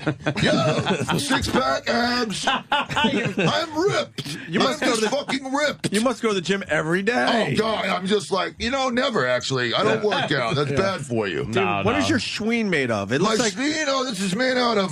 it looks like a pig or something. It's the cuttlefish of Cthulhu. The cuttlefish, yeah. Oh, yeah, the cuttlefish of what? Of Cthulhu. Yeah, see, in outer space, it's a little different. Like, a lot of people are like, hey, Odorus, how come you walk around with your dick hanging out? And I'm like, first of all, that is not a dick. And second of all, it's Mr. Odorus to you, punk. And third of all, in outer space, it is considered a crime to not walk around with your dick hanging out, okay? Wow. Yeah, you have to have it hanging out, or you go to jail. I often will put a shoe on the end of it and use it for a third leg. It's very big, yeah. It is big. This is kind of the smaller version of it. It's not fully engorged. Actually, I haven't had a hard-on in about 500,000 years. I'm still waking up, still kind of de-thawed. I'm starting to touch myself. It's starting to fucking feel pretty good. Oh, yeah. Watch it. Oh, yeah, I like it. Are we on the radio now? Yeah, believe it or not. Yeah, okay. Well, it's great to be here. Hey, all you GWAR fans out there. You were on Red Eye, I believe. Yes, last night. I've been completely seduced by the Fox corporate entity. I am their new interplanetary correspondent, if you will. I saw that. They actually put the graphic on the bottom. Yeah, I saw. Actually, I was looking at the website, and on the CompuWeb or the intraware, whatever the hell that thing is. And anyway, there was my face right next to Bill O'Reilly's, and I was pretty excited. Wouldn't expect and then to see after the that. show, he visited me in my dressing room, and we had oral sex. And then I said, I might have just lost my job on Fox. Hey, Odorus. Yeah. Why are you drinking coffee out of a straw? It takes away from your whole look. It just... It takes away from the whole GWAR thing, don't you think? That's what I'm all about, though. Just disappointment. I'm just... Yes, kiddies. Yes, Odorus is drinking coffee. Hey, Odorus, we have a guy, E-Rock, who wants to be sprayed in the face by that piglet thing. Yeah, I don't know. From It takes a little while for me to get the load going. Oh, really? Shit. Yeah, I mean, I could probably... If we got an intern, maybe you can start working it. You want to? Well, we can maybe work in the gherkin and get a couple jerks in, or would Evan do that for us? Yeah. Can we get Connie Chung in here to maybe suck on it? Connie Chung, you're kind of putting me on the spot here. I don't know if I'm really. I just blew a huge load downstairs. Oh God! Anyway, jerking it off. I love how he's got the painted on.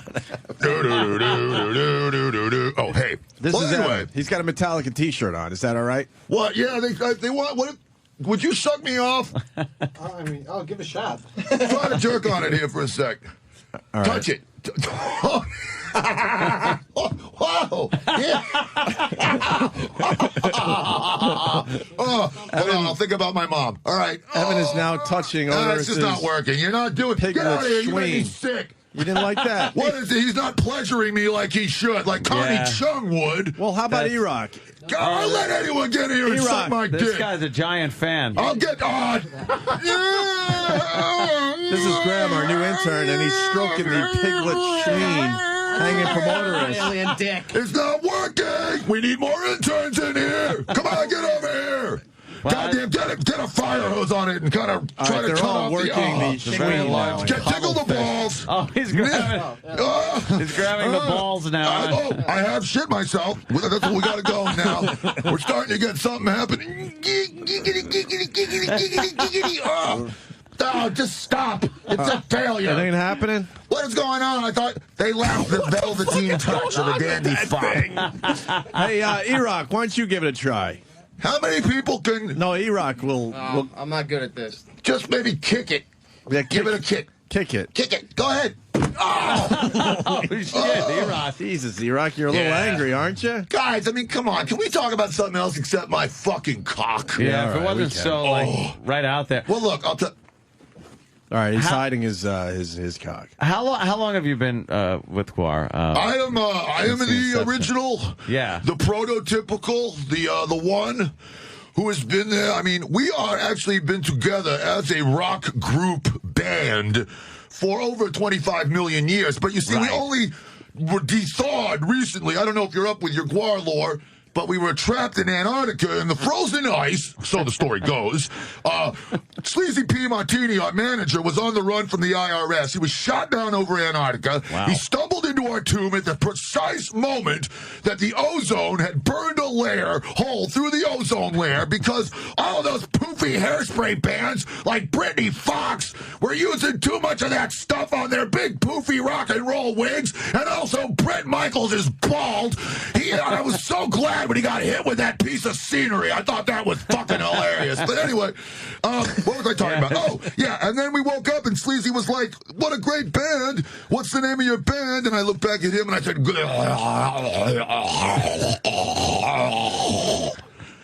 and he's like, that's not going to fit on a T-shirt. I was like, can we go with GWAR? Yeah. And it's been 25 years of rock and roll. I was trying to think of the right word for it that wouldn't be too self-insulting. Devastation, mayhem, chaos, carnage. These are all things that apply to GWAR. I was just asking that because I was wondering if ever there was a time where you could actually trace your abs when you did that. No, absolutely not. I'm completely out of shape. It's against my religion to exercise. What happened with Adam Carolla last night? Well, I mean, I was just funnier than he was, and I don't think he liked it. Was he being I really an don't. asshole? I mean, he came on the show. The first thing he did to get me, mad at him. Not mad so much because, being an intergalactic celebrity, I've seen all this stuff before. I've partied with the Pope. I've licked OJ's poop chute. I've done coke all over the place. But, Adam Carolla, I actually had a little bit of respect for him because of the Man Show. I thought, that was pretty good with the chicks with the tits jumping up and down on the trampoline. Sure. So what does he do? He comes in there. The first thing he says is, I'm more of a Slipknot fan. It's like, dude, Slipknot, yeah, they got a great drummer, they're an awesome band, but it's just a bunch of dudes dressed up in monster costumes. Like Lordy or, whatever. It's like, with GWAR, you're getting the real thing. Really something. So I don't know what it is, but it's real. That pissed you off? Well, it didn't really piss me off, but, I was kind of, I just said something about, they were talking about the U.S. Open, and I decided to go for it. I made a comment about couldn't get past the fuzzy balls. And, right then he's like, this dude is funnier than I am. He accepted it, and then he started talking about other stuff, and, they had him in Hollywood. At one point during the conversation, when I figured out the screen on the wall was actually a screen on the wall, I actually thought he was in a little box for a while, but then he was like, I was trying to establish rapport with him, and he just did he was sitting in front of a picture of the Hollywood sign, and he just did this. I'm from Hollywood or something. Hey, look where I am. It's like, ooh, I'm from Antarctica, okay, Adam. I don't know. I don't know what's up with him. We didn't really. It's not like we, got into it with switchblades in the alley. But no, Steve was always, I was just, I was just funnier than you, Adam. I was funnier than you. Yeah. And when I made the comment about Blanche having a stroke, everybody lost it in there. Now, what's your political views? I hear you. Politicians crucified. We will draw up the contracts of laws for the new world on their skinned butt flesh. Yeah, the only reason we have politicians in outer space is so we can crucify them. Oh, interesting concept. Yeah, I mean, they're pretty useless, aren't they? I mean, it's pretty funny, too. You're a little more left or right-leaning? A lot of people try to get me, like, Odorus, what's your political view? Are you left wing? Are you right wing? Do you even have a wing? Is it a chicken wing? I would have to say, as much as I'm a liberal and a progressive and a creative thinker, the right wing embraces concepts I'm more familiar with, like war and disease. They didn't do anything for AIDS, really. They started 2 wars that are just going nowhere. I guess we're running out of Iraq right now. We're trying to fight these guys in... have you seen, the way the spiders look over there? They're huge. Those things that live on the camel scrotums. Yeah. I mean, how are we going to beat these people? These things are, they live in the Taliban's genitals or something like that. It's like, there's no way we're going to win. But anyway, yeah, politicians, they suck. I mean, just elect Odorus. Actually, my manager, Sleazy P. Martini, he is quite the international political figure. He's kind of the man behind the scenes, pulling the strings and controlling the porno and the crack industries, which is good for me, because I love porno and crack. And I love the hell out of them, really. What do you do when you're not performing? Oh, lay around in a drug-induced stupor, pretty much. Is Yeah, that it? I drink a lot. A lot. You have to drink a lot to be in this band. Yeah, apparently. Well, I just mean like, you know, when you're not in the band, you're I golf. Mellow, you golf? I golf, yeah. It's, you know, a lot of people are like, Odorus golfs, you know, but I do use Fuzzy Zeller's decapitated head as a ball, so. How did he manage to save his career anyway after he made that horrible remark about the Tiger chicken, planning a buffet with chicken and watermelon and whatever else those people eat? How come he got away with that, but Jimmy the Greek got busted for saying, look at that monkey run? I mean, come on. There's a double standard here. How come Michael Richards gets to come back and do the new Seinfeld when he said that stuff about sticking a fork up that dude's butt? I mean, what, you know, come on. Yeah, but you know, in the Seinfeld context, I guess it's fine. Well, I think it kind of adds more to Kramer's character to find out that he's a racist and a homophobe. You know, it's like, yeah, I'm kooky, I'm wacky, I hate gay people. Odorus from GWAR in He's studio dripping today. coffee on on his cuttlefish. I was freaking up at like 5 in the morning, still like babbling insanely after my triumphant Red Eye appearance, and like I've been going nonstop ever since. Yeah, this coffee's pretty good. Hey, did you look in the mirror and just laugh your ass off when you first put that on? Well, you know, I look in the mirror and I see perfection. I see everything that I want to be, and then I paint my six-pack abs on. Girls have actually thought that was real before, so I tried to paint a bigger penis on me, but no real need for that. Well, that's good. You never tripped over those balls, did you? Oh, no, many times. Yeah. Oh, geez. Yeah, these are the brain balls. Yeah, there's a lot going on down there. There's brains. People have accused me of thinking with my penis. So you got the brains on occasion. Right, and so the balls. Yeah, see, it's like I had to have my brain removed from my skull because it was too obvious a target. Even though I had skull surgery to remove a tiny piece of brain that was still stuck up there. It's like basically, I figure if they can't get at my brain, then they can't kill me. Not that it's a really important organ anyway, but I decided I would get them closer to my penis and just kind of keep the operation going a little bit better. Yeah, in outer space, a lot of people actually have their faces right here so they can eat their own shit. I'm serious.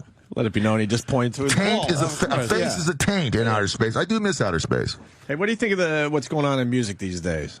Well, it's crap, isn't it? I mean, you know, I'm so sick of hearing these bands, especially in metal circles, that are just rehashed, you know, Slayer riffs, basically. I mean, I think when Dime, bless his heart, when that idiot in Columbus blew his head off, you know, that was a really sad day. I think that day, I think I saw just how screwed up and fucked up the music industry really is, because the very next day, the Rock and Roll Hall of Fame in Cleveland, Ohio, was having a big induction ceremony. You know, and if they had any respect or they knew anything about modern music, they would have canceled the goddamn thing and shown Dime the respect and love that he deserved. He was one of the most influential, awesome guitar players since freaking Jimi Hendrix. But when he died, it just really seemed to cause an incredible rash of uncreativity and just really shitty, bad, overly compressed. I mean, bands like Nickelback. I mean, I know there's always been a lot of crappy music out there, but it's just like more so than ever. But one thing I can say about all the shit music out there is that it certainly makes us look better. That's for sure. And another thing I can't stand are these self-appointed divas.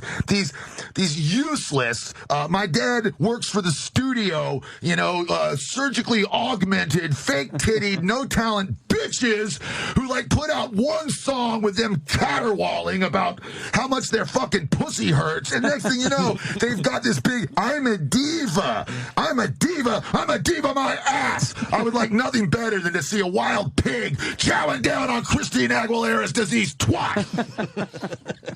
That's what I think about music. It sucks. There are some good bands out there, and we will be going out with Lamb of God, Job for a Cowboy in Red Court on a gigantic tour coming up this fall to pump our new album, Lost in Space, which is undoubtedly the greatest GWAR album that we have made since the last GWAR album that we made. Of course. Now, what happened to the rest of the guys in the band? Well, like, why are you the last remaining? I get, basically, they kind of freeze up like a deer in the headlights when they get on TV and stuff. They're still a little bit enamored of show business, and I'm just, you might have noticed, but I have this thing called diarrhea of the mouth, and actually diarrhea will start coming out of my mouth soon. That's why I have toilet paper installed behind my teeth, so it's like kind of shitting and wiping at the same time. Hopefully that won't happen today.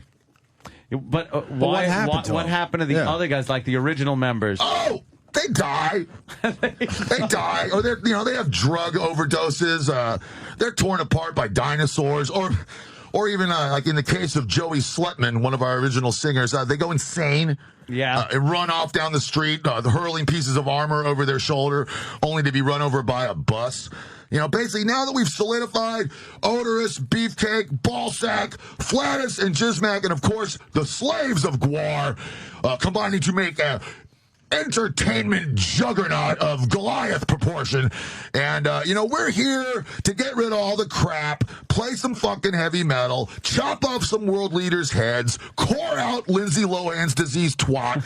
And, that's what that's how we roll. That's what you do. That's what we do. Yeah. You, That looks very inconvenient to be on stage with. Oh no! This is not a fashion statement. This is protection.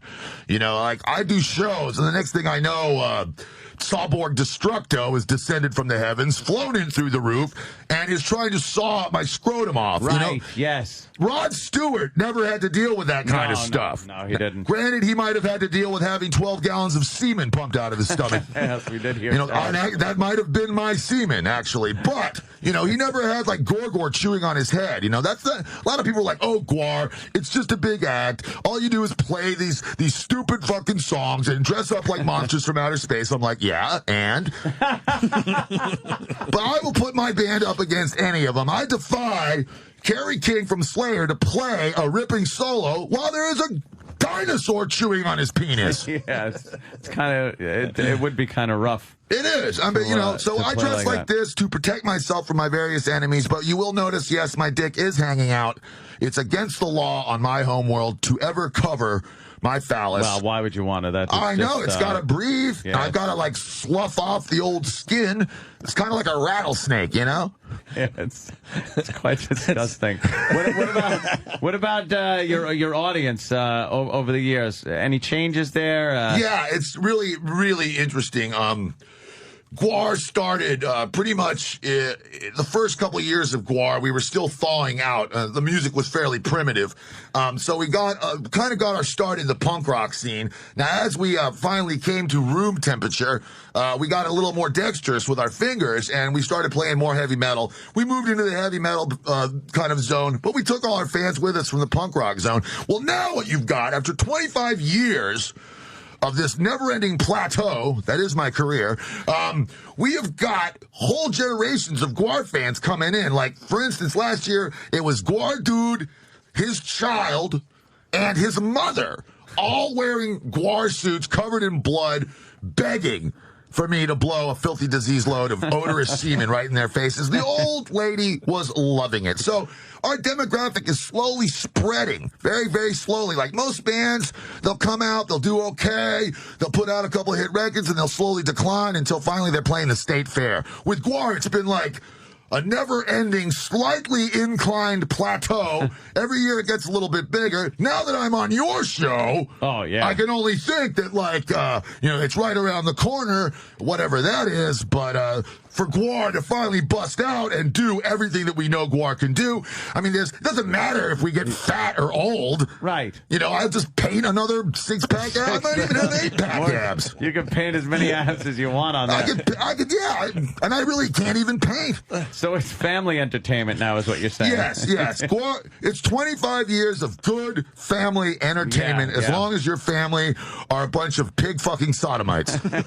That has to get really hot. No. I mean, when I was born, I was dipped into a pool of lava. So it's just it doesn't really bug me. That's easy. It's got an answer for everything. And the shoulder, I'm trying to see what they are. They're like skulls or something. Oh, okay, cool. I hear he's a big U2 fan. Yeah, a lot of people are like, Odorus, why are you such a fag? And I'm like, I don't know. Actually, it's a funny story. U2 actually invited me to a show one time. They'd seen a copy of Phallus in Wonderland on a movie. We actually got nominated for a Grammy. That was hilarious. But we got nominated for this fucking Grammy, and U2 wanted to use one of the characters from the show, from the movie, in their big zoo tour. Right. So we went up to D.C., we saw the show, and then they put me in this room to meet with Bono. And while I was in the room, all I did was rag on Bono and how fat he looked because he was cramming his face with tartar sauce-filled donuts the whole show. Then I looked up and saw the security camera and realized that probably Bono was in the room right next to me going, that fucking wanker, as he just crammed tartar sauce-filled donuts into his big, fat, corpulent, child-molesting Irish fuckface. Can you sing a U2 song for us? Very angry. Oh, yeah. Give us a little song. Give us some U2. In a little while, surely you'll be mine. In a little while, you'll be there. That's what he sang to Joey on his deathbed. In a little while, if you hadn't snorted all that carbona spot remover, maybe your brain would still be there. I'm so fucking rich. I get pretty annoyed at that band, actually. Maybe I don't like them that much. He does tend to do a lot of good for the world, and I hate Africa that. It's and AIDS, and we don't want to stop AIDS. There's too many people out there anyway. I mean, I believe people are like, Odorus, where do you weigh in on healthcare? I'm like, let the sick die. Cull the herd. Yeah, cull the freaking herd here. Come on. Execution for parking tickets. This is my idea. Oh, that would be nice. Yeah. Are you an Obama fan? I don't know. I guess he's kind of funny. One thing I have noticed about him is that he's black. Wow. And that is a big change from the way things usually go. And I tell you, it's funny. Like, everyone in America is like, oh, wow, we got a black president. I'm like, you fucking dolts.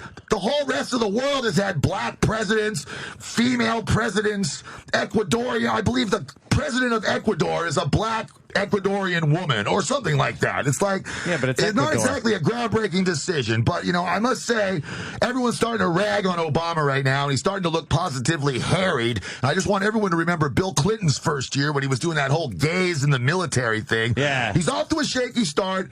But give him a break. We absolutely, you know, it's just like so funny to me the way the conservatives are just piling on. They're like, as soon as he does anything, they're like, oh, he's fucking up. Oh, everybody hates him. Oh, it's a disaster. Oh, no. We need to get Rush Limbaugh in here immediately. Rush, get your face out of that tray of OxyContin. We're talking to a monster. We really are. It's very frightening. Ant's a big fan of Obama. Oh, those that's. Oh, yeah. No, he likes the Obama. Oh, of course. Yeah. I don't mind him. I mean, fantastic. I've never met him.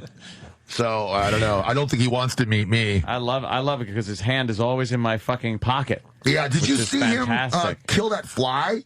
Yeah. That was pretty, I mean. You liked that? I liked that. Yeah. I'm not really interested in swatting flies, but I thought that was pretty cool. I thought it was a good start. Good start. Now we need you to kill something else. Barack. What are those worms coming out of your face? Yes, they're worms. And I'll tell you one thing about my worms, that they're high. Yeah? Yeah, they're high. I'm really, I'm not on drugs, right now. But yeah, from when I was before, they are. And if you wanted to catch a little buzz here, we could throw one in the bong.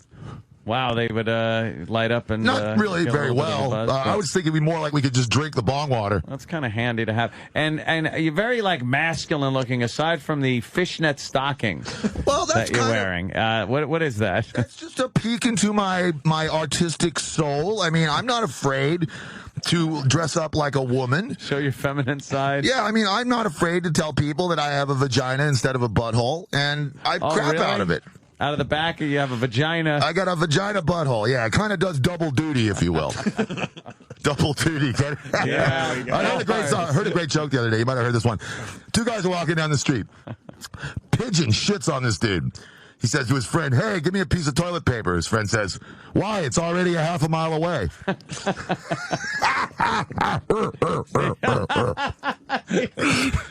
You're a monster, but he's telling jokes. Yeah. I'm a funny monster. Yeah. They seem to like me over at Fox. Everyone was coming in last night and sucking on my cock. Oh, Odorus, we love you. What were they talking about last night that you got? I couldn't really tell because my dick was so buried in their mouths. But no, Greg and I are great buddies. Greg Gutfeld, the host of Red Eye. He used to be a Maxim editor. He used to do stuff. He's got a really hot wife from Russia, and he is a huge GWAR fan. That he's the guy that got GWAR on Fox, and I think it's really, really, really cool. Yeah, I'm doing Red Eye tonight. Oh yeah, that's right. They're great. They're great people over there. They're a pisser, man. They are a lot of fun. They are a lot of fun. It's like it's funny because GWAR is such a proven commodity. We have so many fans. We've always been the very cutting edge of the underground metal scene, and but we really have never gotten to that super big level that we deserve to be. I mean, I want to see GWAR movies. I want to see GWAR video games. I want to see GWAR really get everything that we deserve, and for our fans especially. And things like Red Eye really help, and things like being on this show, of course, guys, is a big help for GWAR, and it's very awesome that we're here today. Maybe GWAR endorsing things like Campbell's soup and stuff like that. You could be on like a soup commercial. Actually, I've endorsed. I've just signed a contract with the Defense Department, and I am endorsing a new cluster bomb. Oh, okay. Yeah, that we're gonna. It's a really good one. It's designed to kill children. Basically, what happens is like when you drop it, it scatters presents everywhere, and they explode. Hey, what do you think of Michael Jackson? They're burying him today. Oh, it's a tragedy. It's a tragedy. The whole thing's a tragedy, yeah. Oh, yeah. But I can tell everyone, it would be a tragedy if Michael Jackson was indeed dead. But I have inside information that he staged his own death and is at this moment in Antarctica with the rest of GWAR, getting ready to make a triumphant return to the stage this fall on the GWAR tour. Wow. Yeah. So I would go to every GWAR show then. Yeah. You better. We're going to be moonwalking, and we're going to be shooting drugs into our neck. We're going to find out if that nose is real, and if there's a hole there, I'm going to stick my dick in it, or at least the very front part of it. Yeah, the cuttlefish. The cuttlefish with my deadly slit slut. I just came up with that slit slut. Will that thing shoot jizz today or what? No, it's not. I'm sorry, no guys. Jizz today? He doesn't have any jizz. I have to start masturbating at least a week in advance in order to get my nut. I could run it downstairs and maybe have a bus run over it a few times. Yeah, there you go. Don't you have any fat, ugly Korean women around here? That might work. With back pimples and knee hair. You scared that woman.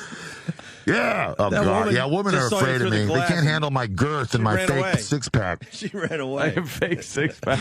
We love the fake six. Is there a woman in your life? Yeah. Well, Odorus is a confirmed bachelor. Oh. But that doesn't mean there's not a woman in my life. There are all kinds of women. I like to think of it more like Odorus is more like in their lives. Like my dick is in their butt, kind of. Gotcha, okay. Yeah. I've got some girlfriends, this and that, and most of them, actually, my current girlfriend is a dead dog. Oh, that's handy, actually. Yeah, Pookie the Wonder Dog. That's the first song on. We were hanging out with Phil from Pantera, and someone asked him about GWAR, and he's like, "Man, GWAR, man, they suck, man. Man, they got a song called 'I'm in Love with a Dead Dog.' Man." What's a great name for a song? I don't get it. A lot of jealousy out there. Yeah, a lot of between Adam Carolla and Phil and who else? I don't know. that bitch who got her teeth knocked out and her fingertips chopped off. You know? The model? Yeah, she had a nice wreck. I think they identified her by her implants. They did, by the serial number on her implant. That's how they identified her for real. Are you shitting me? Nope, that came out yesterday. Wow. He is right. That's something. Odorus is She was right. kind of weird looking, you know? She had that kind of like hot look, but like kind of inbred at the same time, you know? Yeah, not wrong with that, though. No, I'm supporting inbreeding, definitely. Yeah. You, I was looking at a picture of, somebody who, I guess says they're you. That's some guy named Dave. Oh, yeah, that guy's so annoying. He really doesn't look like somebody that would... He's an asshole. He goes around everywhere telling people that he's me. Yeah. Yeah, and if I could ever get in the same room as that motherfucker, I'd choke the life out of him. Brocky, you better watch out. Odorus is after you. See, that just looks like a normal dude. It looks like what a queer. What has he got, a thing of baked beans with him? Yeah. Look at him. He's on the computer with his laptop. See, I'm looking at a guy. It just looks like a normal dude you'd hang out with, have a few beers. He looks gay to me. He doesn't look normal at all. But that's you. No, it's not. I don't believe you. I don't believe you. Hi, honey. Hot chicks are here. Oh, look, they're walking right by, not even really looking. Yeah, they don't want to. If they look, they'll be hooked. One look, you're hooked. My dick is up your butt. So what? I guess a lot of guys come into the shows mostly. Yeah, it's a lot of gay men love GWAR Gay men. because of my long-standing tradition of actually orally servicing my fans after the show. That's nice. A lot of bands won't give their fans suck jobs, but that's always been a thing that GWAR did for people, and I want everyone out there to know that if you want to come back after the show, stand out by the trash dumpster in a puddle of puke and get your dick sucked by Odorus Urungus.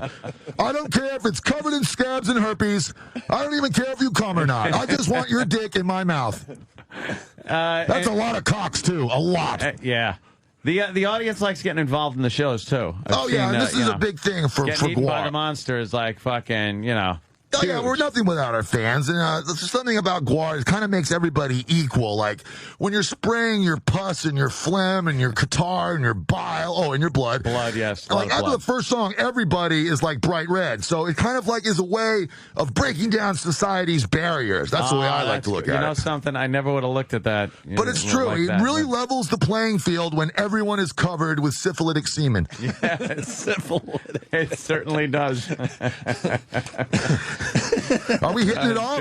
I think we're doing all right there. I think you're all right, man. I understand you had my buddy Al Jurgensen up here one time. That fucking guy can tell a story. Oh, I got a good Al Jurgensen story. First time we met Al, he was working for us on Scumdogs of the Universe. And, GWAR was sitting there in the studio, all of a sudden heard this motorcycle. And all of a sudden, the door to the control room smashed open. Al drove his motorcycle into the control room, wrecked it into the wall, got off the fucking thing, went over to the console, laid out a mirror, spelt the word Fugazi in cocaine, and then snorted the entire thing. He didn't even leave me an eye. Then he went on to work for 3 days straight, mixing one song, after which he passed out underneath the console. Now that is a professional. That's rock. Didn't he fucking ostrich? That was the story he told us on our show, something right? like fucking an ostrich, Yeah, they broke into the zoo in Amsterdam, and one of his dudes fucked an ostrich. Yeah. Love that. Love that. But see, the thing is, what they didn't understand is that in Amsterdam, there's no need to break into the zoo to fuck an ostrich. No, you could probably do it right there on the street. I mean, there's a whole street dedicated to it. We got a lot of GWAR fans on the phones, and I don't know if we're going to be able to get headphones on that ridiculous. Well, you could just, they blow head of up. Yours. But we got Josh from Virginia. He wants to know why you guys, GWAR, were banned in Richmond, Virginia. Well, what happened was it was something to do with my dick hanging out. And this is what happens over and over again. People don't buy, the police will not buy the defense that it's a fish. That's what we stuck with for many. My lawyer actually said, just say it's a fish. And that worked for a while. I was arrested in North Carolina for the dissemination of obscenity back in the 90s. And we actually had to go to trial for this thing. And I shit you not, the judge's name, this has nothing to do with the question, but it's just funny. The judge's name was Richard Boner. Yeah, and and I'm not kidding, on the docket behind me that day in court was a gang of criminal circus midgets. So my dick has brought me a lot of places. We were not really banned in Richmond. What happened was everyone was just terrified to do a show because what typically happens is the ABC is always trying to shut down clubs, and for some ridiculous reason, I mean, they're supposed to be the alcoholic beverage thing. They're supposed to help people get drunk, right? But anyway, so they basically used GWAR as an excuse to shut down some clubs that they wanted to shut down. So for about 3 or 4 years, we didn't get to play in Richmond, but it wasn't much of a ban. We just after a while, we were just like, maybe we should just start playing and see what happens. And, nobody arrested us, so we're good again. We got actually banned from Canada for like 9 years, and the way they did that is they lied to us about where it was, and we just couldn't find the fucking place. And that's pretty bad. I mean, Canada's pretty big. Yeah. Let's go to Footer. And Footer's on the phone. He's a regular to the show. And Footer, you might be able to hear through the headphones over there. What's up, boys? What's up, Footer? Real quick, I went to a GWAR show. It was a fucking while ago, probably 8 years ago. And one of the chicks that you used to feed to your fucking monster, I ended up fucking banging her and her girlfriend for like the entire weekend afterwards. So thanks to GWAR and their disgusting show, bang, a threesome. Nice. Yeah, that's great. We had a thing, it's called the World Maggot. This giant worm that lives under the drums, and we would sacrifice women to it, and the sexecutioner would help them through there. But it was really funny. He was such a pervert. He would get inside of it, and as the girls were being passed to the back of the stage, he would basically molest them underneath the drum roster. We would see these chicks come staggering out, cum glazed and dizzy. They'd have to crawl through this maggot. Yeah, and there was a dude inside there waiting for him with his dick hanging out, saying basically, "You're never gonna get out of here unless you blow me." That's perfect. Oh yeah, it worked pretty good. Fucking A. We're pretty good. That's just like going to a U2 show. Yeah. Fucking A, man. I could actually hear him. I think. Oh yeah. Okay. All right. Yeah. Odorus. What's your price for flight? He's singing 80s music. Odorus. Anyway, while everyone is laughing, I just want to take this opportunity to plug GWAR's new album, Lust in Space. We debuted on the top 100 for the first time, debuting at 96. We won't stop until we get all the way to 94. Hey, we can play a song off the new GWAR album. What do you want to hear? Let Us Slay? Yeah! We just did a video for this. Yeah. And I have no idea what it's going to look like, but I'm pretty sure that I'm in it. I should hope so. All right. Should we say goodbye to Odorus? Yeah, get rid of me. I'm not done with this shit. Well, we're going to play the song, though. Yeah, we're playing the song. Fine. What? It's your guys' show. I'll stay all day. I think this was a perfect first appearance. Yeah. And I want you to leave with them wanting more there. Do you think that maybe Yankees come back one day? How long have you been trying to get on our show? I know we've said no probably a months, years, maybe. I don't know. But all I can say is, you guys let us on, unlike some people named Howard Stern. Well, he misses out there. I know. Yeah. I mean, am I not erudite? Sensual. Yes. My voice has almost a caramello quality. Yes. You also sound very good. He sounds like Ozone from the old days, Ed. He also sounds like Jesse Ventura. Yeah, I can go with the Jewish thing. I can talk like an old dandified fop. And I can also rock the New York shit. I'm basically completely schizophrenic. I'll be whatever you want, except sober. Yeah. So I would try to stay drunk on my coffee, I say, yeah. All right, Let Us Slay. It's the latest song from GWAR's new album. What is it? Lust in Space? Lust in Space is out now on Metal Blade Records. Want to thank Odorus for stopping by today. Hey, it's been great. My next appearance. Wow, you don't know when an out is an out, huh? Jesus. What were you going to say, Odorus? I don't know. I really appreciate you guys having us on the show. You made a lot of GWAR fans very happy today, and hopefully be seeing you guys in the future. Come see us on the tour. We're playing here at Irving Plaza. I would love for you to be our guest and return some of this wonderful hospitality you've shown us today. If I could hang out in the maggot. You could come hang out by the maggot and get raped by an old man. You keep saying thanks for having us, but you're the only one in the studio. I know. I'm a little confused by that. I am completely multiple personality. probably in contact with the rest of the guys. Oh, yes, they're big fans. They're very jealous that they're not here right now. But, yeah, I always speak in the collective that is the mighty GWAR. All right, you want to set up this song? Give it the big intro, the big over the top. Let Us Slay is a song all about the human's desire to embrace war as a natural means of population control. It addresses the basic hypocrisy of existence. The 10 Commandments say thou shalt not kill, yet George Bush will fry 20 people this week, even though he's not the president anymore. Anyway, it's basically saying war is great. Let us slay. He didn't do that as president. He killed all kinds of people, didn't he? Oh, yeah, well, okay. I was thinking the death penalty. You're People right. are, if they're worried about the death penalty here, they should try Saudi Arabia. They behead you and publicly crucify you. Yeah. But you have to be Nigerian. Here's Let Us Slay from Lust in Space, GWAR. Odorus, a pleasure, man. Thank you, guys. Don't!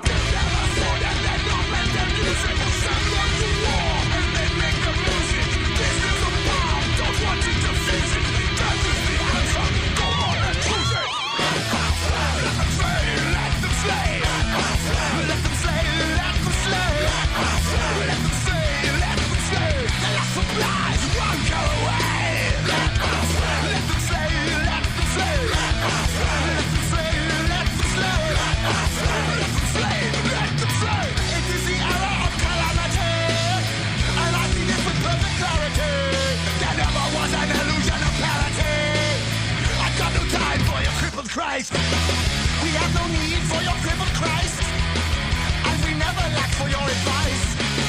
We don't have to hide our genocide. They'll fear us more when they know that we don't lie. It's gone beyond hatred this time. You love death, you call it a crime. I choose the dagger, the demon you cross. I'll put it until at this time.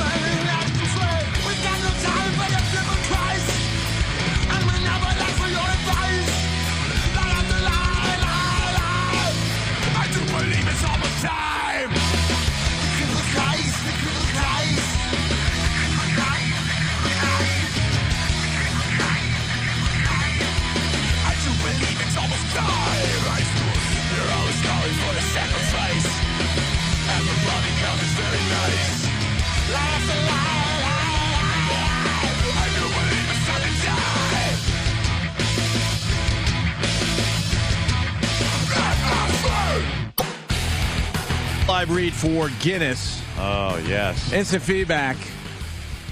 They're all checking out your tweet. Yes, I just tweeted. Odorus has just left the studio from GWAR, and I think he had a fine first appearance. I liked it a lot. Yes, very Lust in funny Space monster. in stores now. But he got up off the chair, and, his sweaty ass pretty much destroyed one of the Opie and Anthony chairs in studio. We didn't notice that because he was sitting down in his fishnet stockings. When he got up to leave and turned around, you just saw his ass. His ass is bare. It's just a bare ass. And it was sweating profusely because that chair now has odorous sweat ass stains. Ass sweat. Ass sweat. He doesn't look as manly when he's walking away from you. No. Like, Not as frightening monster like. No. We should have somebody sniff the sweaty chair. Well, where's E-Rock? Where's E-Rock? E-Rock hasn't done shit for us lately. Oh, E-Rock! E-Rock! E-Rock! E-Rock, sniff Odorous' chair. Tell us what the sweaty Odorous chair smells like. Now look at the imprint and see right where the bung would have been. Yeah, pick right a good spot on the chair, right will where you? his coolie hole would be. Okay. And give it a good sniff. Just smells like Not bad. damp. Not bad. Wow, how about that? Odorous isn't very odorous. No, not really. He's It's like a potpourri to you, huh? Yeah, No, but it's all wet. I just put my hand here on the back. wow, the and back of the chair is. The chair is soaked. I was saying, like, wear that fucking costume, dude. Come on, under the lights of a stage, he must be sweating like a pig. Yeah, I think so. How does he not have abs?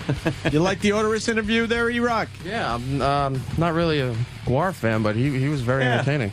Yeah. I know a few GWAR fans. The GWAR fans are like, about time, fuckers. All right. Relax. What do you want from us? Bastards. We didn't know he could do good radio. Is this the guy that was just in the suit? Is that him? Open the door. Who's Open that? the door. I want to get him on the air. This is definitely the guy, but he will not play it that way. Get him in Hey, who's studio. this? Get him in studio for a second. Is that him? Hey, who's this guy? Hey, who are you, man? What's up? Guys, did you see that Odorous dude in here? Yeah. That dude is fucked up. I barely got out of here. I barely managed to sneak in. He's leaving now. I think I'm safe. Yeah, I think you're okay. Wait, so you're not the guy? That's my story, and I'm sticking to it. No, I'm just regular old Dave Brocky. I've been a Slave Pit artist. Slave Pit is the production company that has that came up with GWAR and has supported it and loved it and nurtured it and cherished it for 25 years now. And this is the 25th year. Our freaking business has been scratching an existence out of a hostile world, but. Well, you've been working with GWAR for 25 years. Yeah. And Odorous, right? That's Odorous, yes. I would imagine at this point you know how to impersonate Yeah, him. we were looking at your sweaty That is chair. really gross. That got Twittered, by the way. And then I just sit right back down. And yeah, on Red Eye, apparently I left a really bad stain on the chair. And then like the guests behind me came on. They're like, your thongs like left this stain on there. And this chick like sat on it and just like immediately ruined her dress or something. Probably impregnated her too. We've always managed to get ourselves in a lot of trouble. I remember one of the first times I came up to New York because we come from Richmond, Virginia. It's a really small, kind of backwards little southern town. Roadrunner Records like flew me up here, and we all were, we were gonna go talk to Roadrunner about getting this thing. So we decided we would wear our costumes to the meeting to really impress them. So we put the costumes on. We put blood all over us. We came in through the lobby, and everyone was like, "Oh my god!" We walked upstairs to Roadrunner, and then sat down on a brand new office suite of white leather couches and destroyed them. And then the meeting was just over. And we couldn't understand. Yeah. We're like, what happened? Just because you ruined their fucking couch? Just because we ruined their couches, yeah. Also, we wouldn't sign a 7-record deal. I think that had something to do with it as well. So where you get nothing until the 8th record. We hung in there really well. Like when we came out with GWAR, we didn't want to sign a big long contract because we just saw, it happening over and over again. Bands would sign 5 to 7 record deals, and after 2 records, the labels would give up on these bands, but they would all still under contract. They would shelve them, and we're just like, we're not going to do that. So the first 2 records we did were one-offs.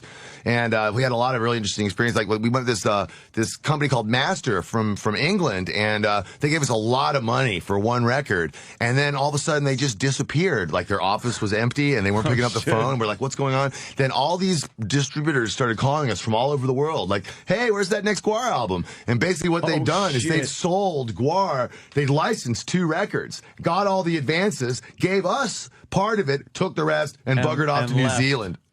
Wow. Yes, scumbags. That learned us pretty quick. But after getting fucked in the music business, that's a surprise, right, Ed? Yeah, that never happened. That never happens to bands. Yeah, luckily we've been on, Metal Blade is a lot like GWAR in that they're survivors. They've been around forever. They've always put out good music. Brian Slagle and Mike Faley and the whole crew over there.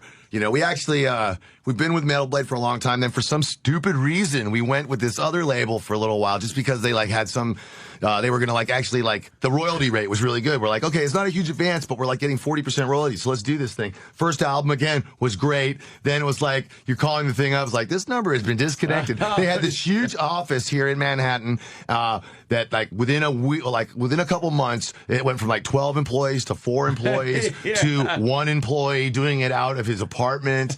And so it's just like, yeah, it's just rife. Yeah. It's completely rife with scumbags, and it's overly difficult. It really is. The arts and music are so undersupported in this country. It's kind of a good thing in a way because the cream does rise to the top. You have to be good. You have to be dedicated if you want to get anywhere with it. But it does put a stifle on a lot of creativity. But then again, you don't want it to be like Europe, where everyone is getting money from the government, and they've got this kind of like government-funded, pompous attitude. Oh, I hate the government. You know, it's just like, I hate America, and that's why I'm wearing Levi's and Nikes and watching the Tarantino movie, you know?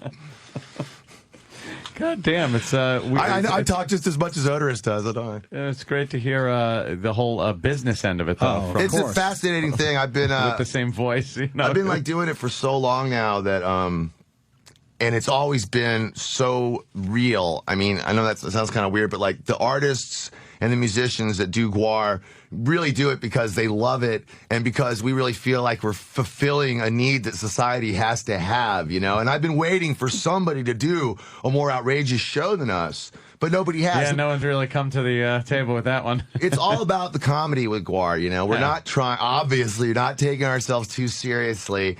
And, you know, and people will make that mistake, you know, like serious metalheads. Oh, yeah, they're not really from outer space. I've had people ask me, honestly, like, hey, Odorus, what's the scene like in Antarctica? Yeah, what? And I'll be like, oh, it's pretty bleak. Yeah, just some like Norwegian scientists and some penguins, you know. Pretty bleak. How did you know you'd be able to breathe here? All right, scurry off. So we've been like, you know, GWAR's been like I say, the never-ending plateau. It's like we've always been at the cutting edge of performance rock or whatever you want to call what it is that we do. In fact, you really can't label it. It's just GWAR. And but I really do feel GWAR is a band that can last for hundreds of years. I mean, we will breed replacements for ourselves, and we'll just keep, you know, GWAR has a lot more to do with Beatlemania than they do with Black Sabbath. We're a franchise. We're an idea. We're not a bunch of boring poser dudes who can't take off their rock and roll persona. When I'm done with my character, I throw my bloody suit in a costume box, and you know, and I'm Dave again. Yeah. And that has kept us very real and grounded and close to our fans. Now, Dave, we talk about that all the time, franchising these bands. Now, you get a little older, you find the next Odorus. Pass on your That's what I'm saying. You sit home and take a nice cut and let those guys do all the heavy lifting. Oh, I look forward to that day. Let me tell you, I do. I mean, but there's bands out there doing pretty much just that. They're running out of all their members, but the band continues on. Yeah, you know, that happens all the freaking time. And with GWAR, we're particularly made to take advantage of that. And I've always just thought GWAR would just be like a relentless assault. It doesn't matter if you haven't done a GWAR movie or a GWAR video game or even gotten to Japan yet.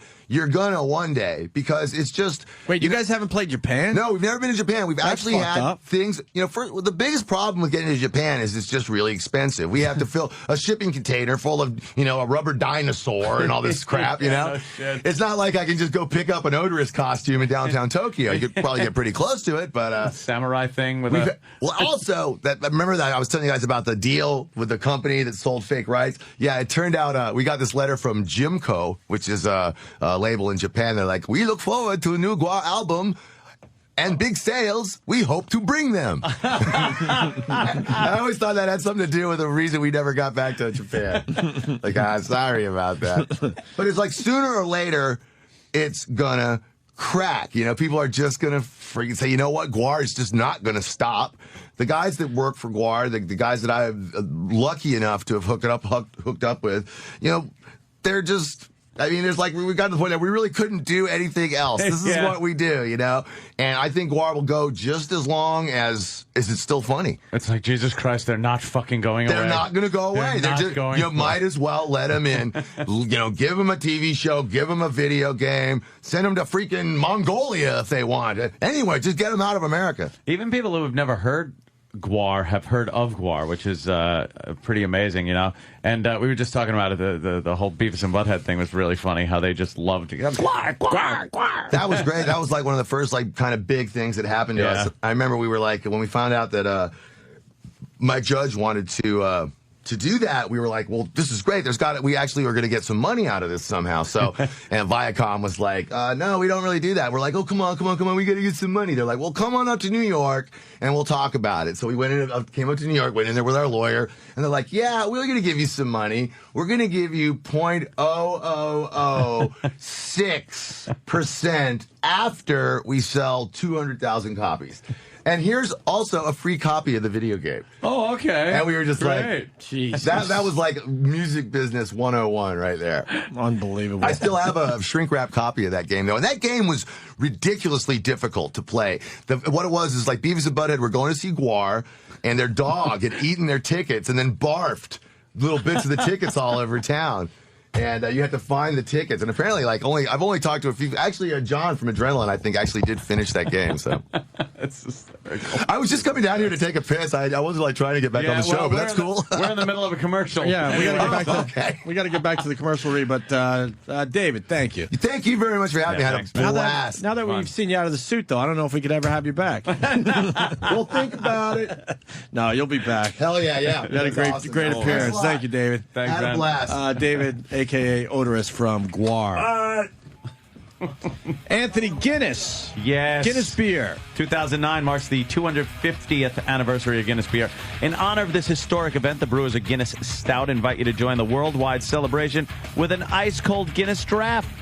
Look for it on tap at your local pub or pick it up at your local store. Hey, way back in 1759, Sir Arthur Guinness, he signed a 9,000-year lease to brew Guinness at the St. James Gate Brewery.